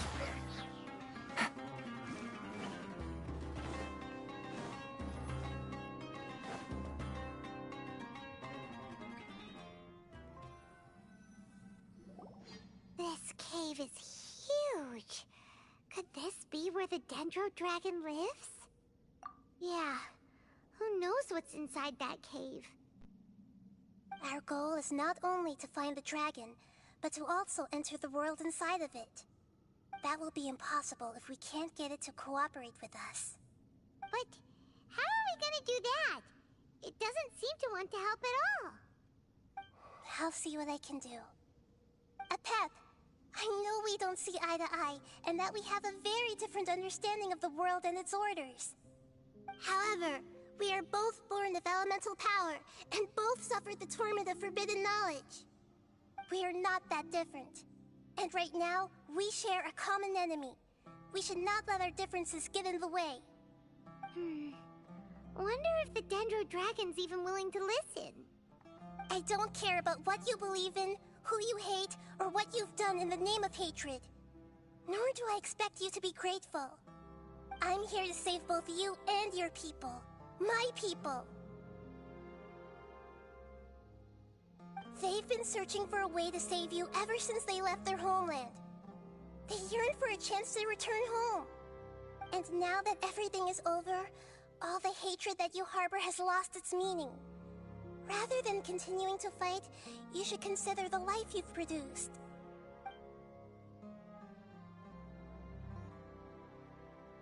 No response. Your eagerness to survive means that you haven't given up on that world yet. If you claim to know so much more than I, then why don't you truly think about why you want to survive? And why you're so vengeful?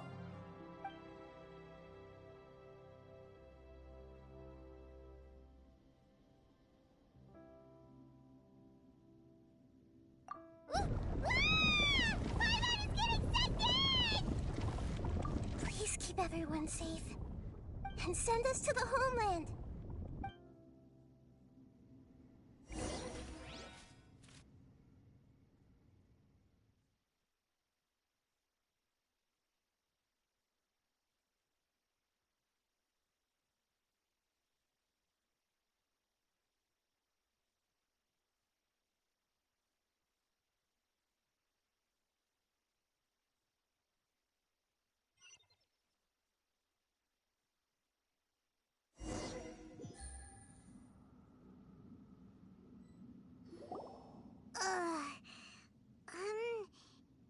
Nahida, where are we? Huh? And what about the Traveler? Where'd he go? I was only able to ensure that we made it here safely. It's possible we arrived at different locations. Well, then let's go have a look up ahead. Paimon's feeling really worried. Yep, let's go. I wouldn't worry too much. The Traveler's no pushover. Paimon knows that. It's just that Paimon isn't used to not having the Traveler around.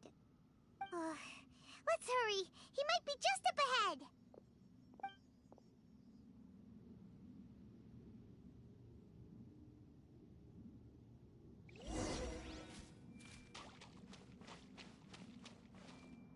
No, I know this place. Yeah.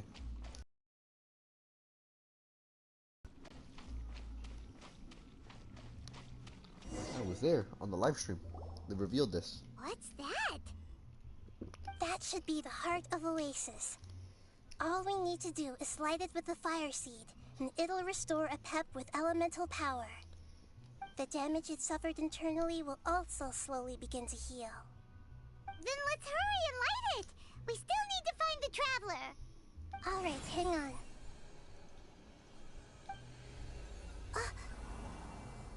Wait! The fire seed! What happened? It shattered. It was even more unstable than I expected. But why? We barely used it! I'm not sure. Perhaps the fire seed was only capable of protecting one person? But if I didn't use its power on everyone, there's no way of knowing where you could have been sucked into. And even if that's the case, there's no reason for it to simply shatter, unless... Unless what? Unless I was already in a weak... Which would be when we at first saved the desert. Oh no. Wait, let's put that aside for a moment. If the fire seed has shattered, wouldn't that mean we came all this way for nothing? Oh, do you know what we should do now, Nahida? Oh, come on, Paimon, think! Don't worry, Paimon. This is my responsibility. The fire seed is technically just a ball of highly concentrated elemental power. Although my elemental power is slightly different than that of elemental life forms, I gained a better understanding of it when I turned into a fungus. So, all I have to do is imitate that power, while adding some of my own. And I'll be able to do what the fire seed was supposed to. You're gonna become the fire seed? Yes. Oh. It'll take a lot of power from me, but it still won't be anything compared to when I was in the desert.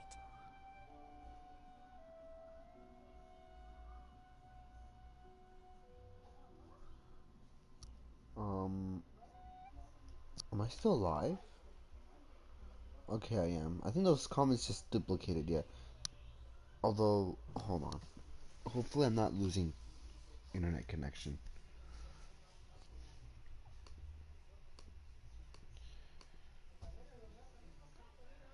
I'm hoping I'm not. Because my stream just, the stream on my end stopped. Could just be due to connection and interruptions. From the looks of it, I think it is. Okay. I might, however, become even smaller. What happens if you keep getting smaller? I'll become a blade of grass or a twig. Basically, power beyond my limits if I can reverse the process of growth. But you'll lose everything. You'll not only lose your appearance, but you'll lose your emotions, memories, and who knows what else? That's all right.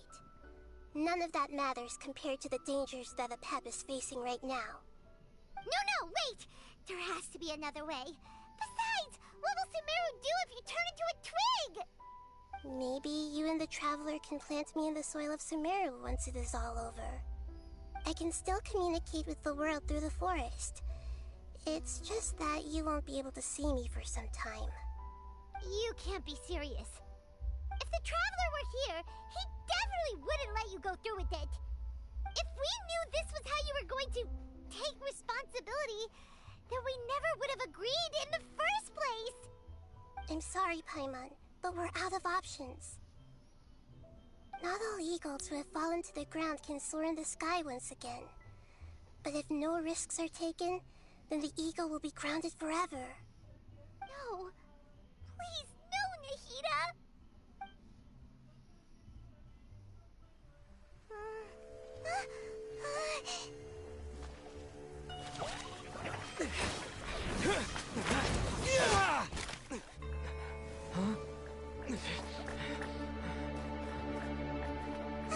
The fire seed shattered, and she's... I know. A sacrifice must be made, but not by the Lord of Dendro. We've all grown on this long journey. If the purpose of that growth was to return home, then our wishes have come true.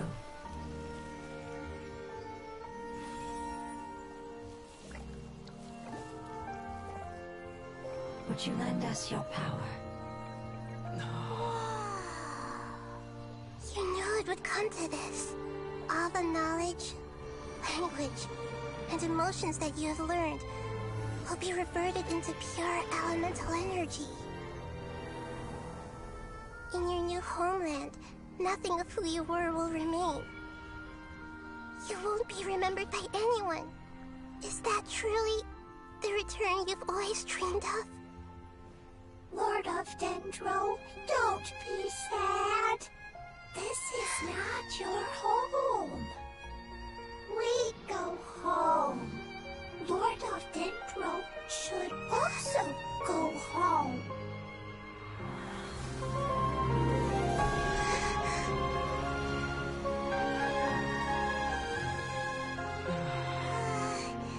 Hear us, please. Feel our heartfelt desires. Awaken!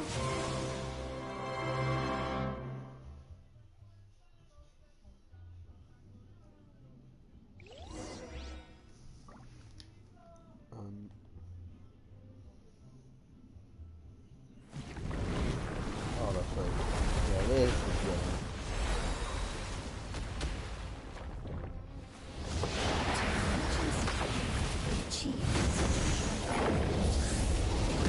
Nancy, how tough are you?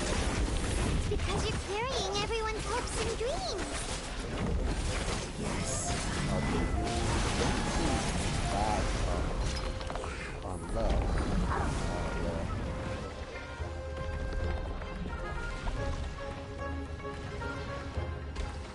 Oh yeah, now we gotta protect this, right?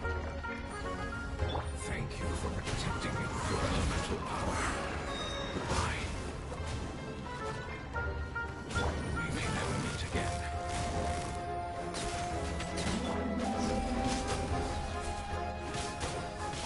I will return no matter how long it takes.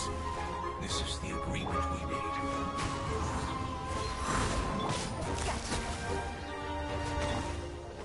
Ah, damn, I keep forgetting.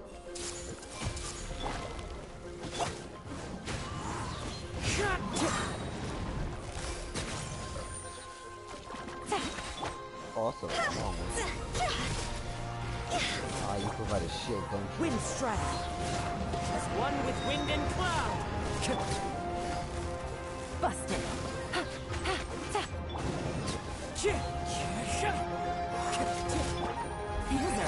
Get dicey.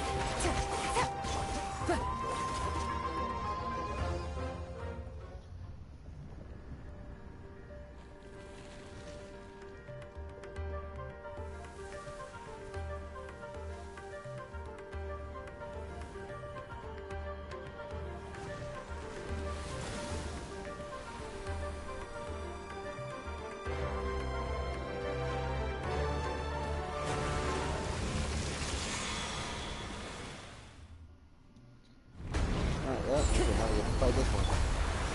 Steady as stone. Oh, you're a lot more aggressive, aren't you?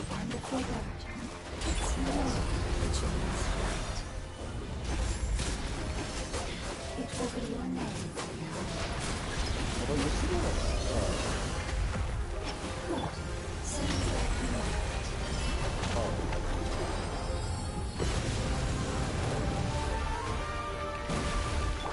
Gotcha.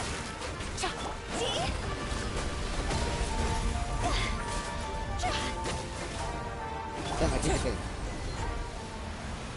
I've been trying to switch to Kazuha, but because Nahida's at the bottom. Can you hear Paimon? Say something! You fungi said that your form didn't matter, right? Then let us know that you're alright. Their knowledge, memories, and emotions have been reverted to elemental power and released. They are no longer able to respond to you. The guardians that have accompanied me for countless eras have also transformed into my elemental power, just as they did. They will be born once again now that they're one. There's nothing to be sad about. But that's different! They won't ever be the same. Paimon, we will never understand it, and it will never understand us. That's how it's destined to be. But as long as you can be healthy again, then nothing else matters to me, Apep. Samara will be free from threat as long as your health is maintained. I thought that my rage would be kindled once my power returned to me.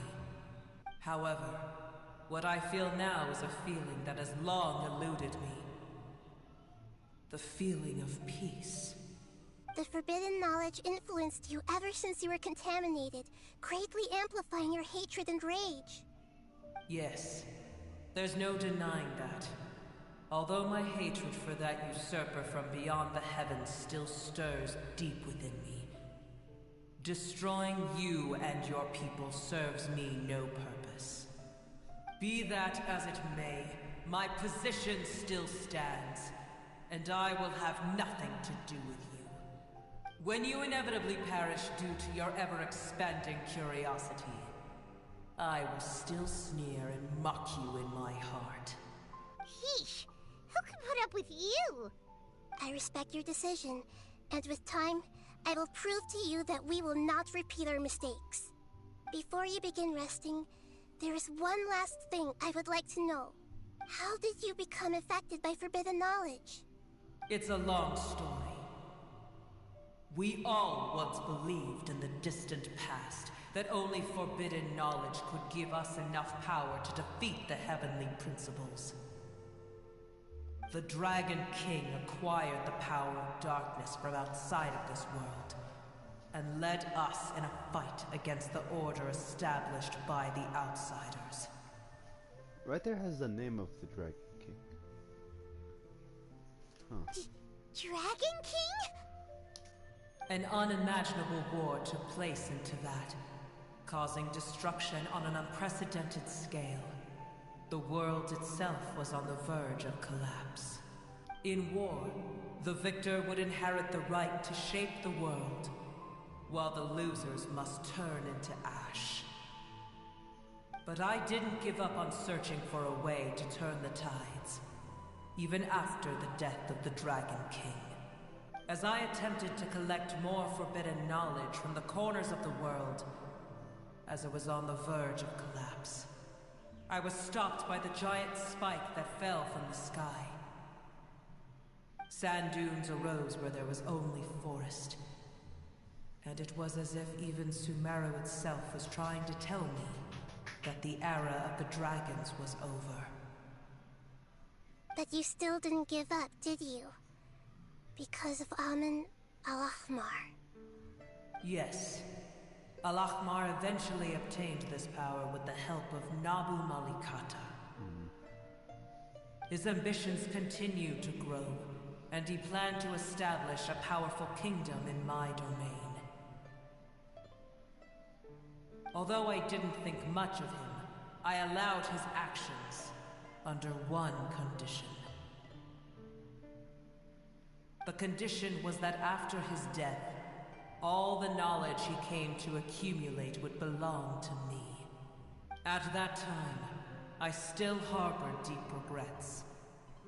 By the time the Dragon King finally returned, the world had irrevocably changed. Some of the dragons have grown close to your kind, and have forgotten all about our hatred from when the world was taken from us. So the Valen's one of them. Astahaya, kind of. And we're not sure about the other dragons. And some died, leaving behind nothing but their bones. While others chose to flee after experiencing pain and agony. But for me, the scales and will of the Dragon King still shine bright in my heart. Even to this day. I will follow it until the end of my time. You really are insane. When Al-Ahmar's proud kingdom collapsed, I swallowed him whole as I agreed, and absorbed his elemental power. However, what I gained was no benefit. No. I gained the apocalypse. I used up all my strength just trying to keep the pain under control. I had no energy to analyze the knowledge he had accumulated. But even then, I still believed that his insanity was far greater than that of my own. So that's how the apocalypse started. I admit that I fell for his trap. I was like a final failsafe in his plan. Tiny Boer, and the rest of you, continue forward. I shall keep a watchful eye. How far will a life so dear and precious to the heavenly principles be able to go?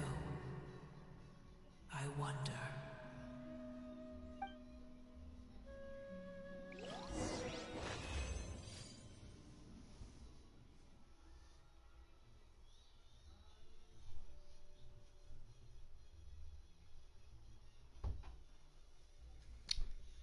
Alright, so I'm sensing that this is nearing the end.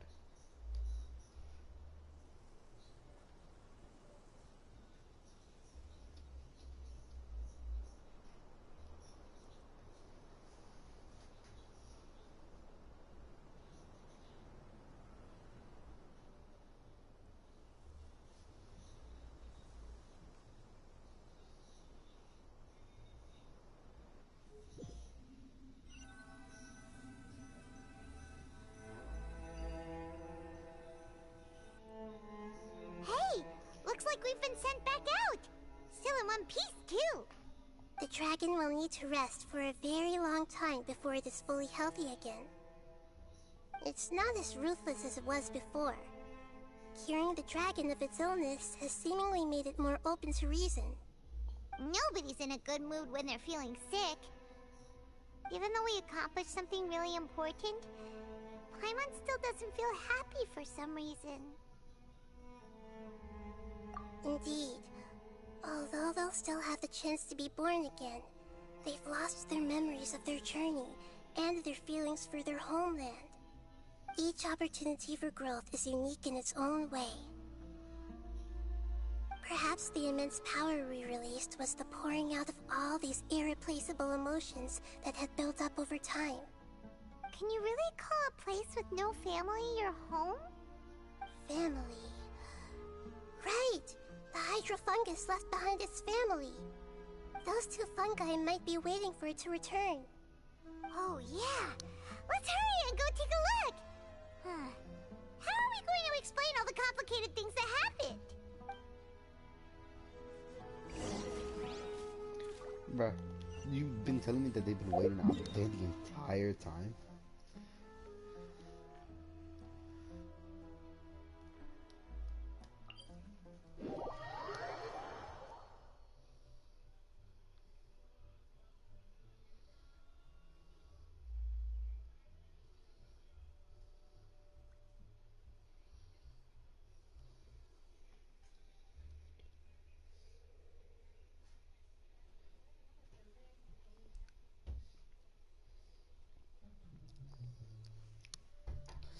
Well, we're nearing the end. And soon this will all come to an. I still need to timestamp this stream though. Just in case. Although I highly doubt anyone's just going to be willing to watch the entire thing from the beginning. They're still here! Have they really been waiting here all this time? We're back. I'm sorry. I really am. But it's gone home and won't be able to return for a very long time. Don't be sad. It did it to protect you. Your happiness is more important to it than anything else in the world. It's said that Newer is its most important family member. That's your name, isn't it?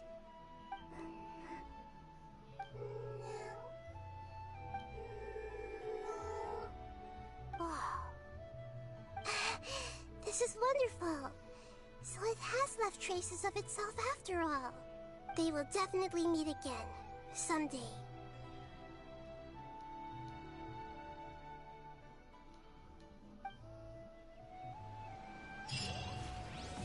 Alright.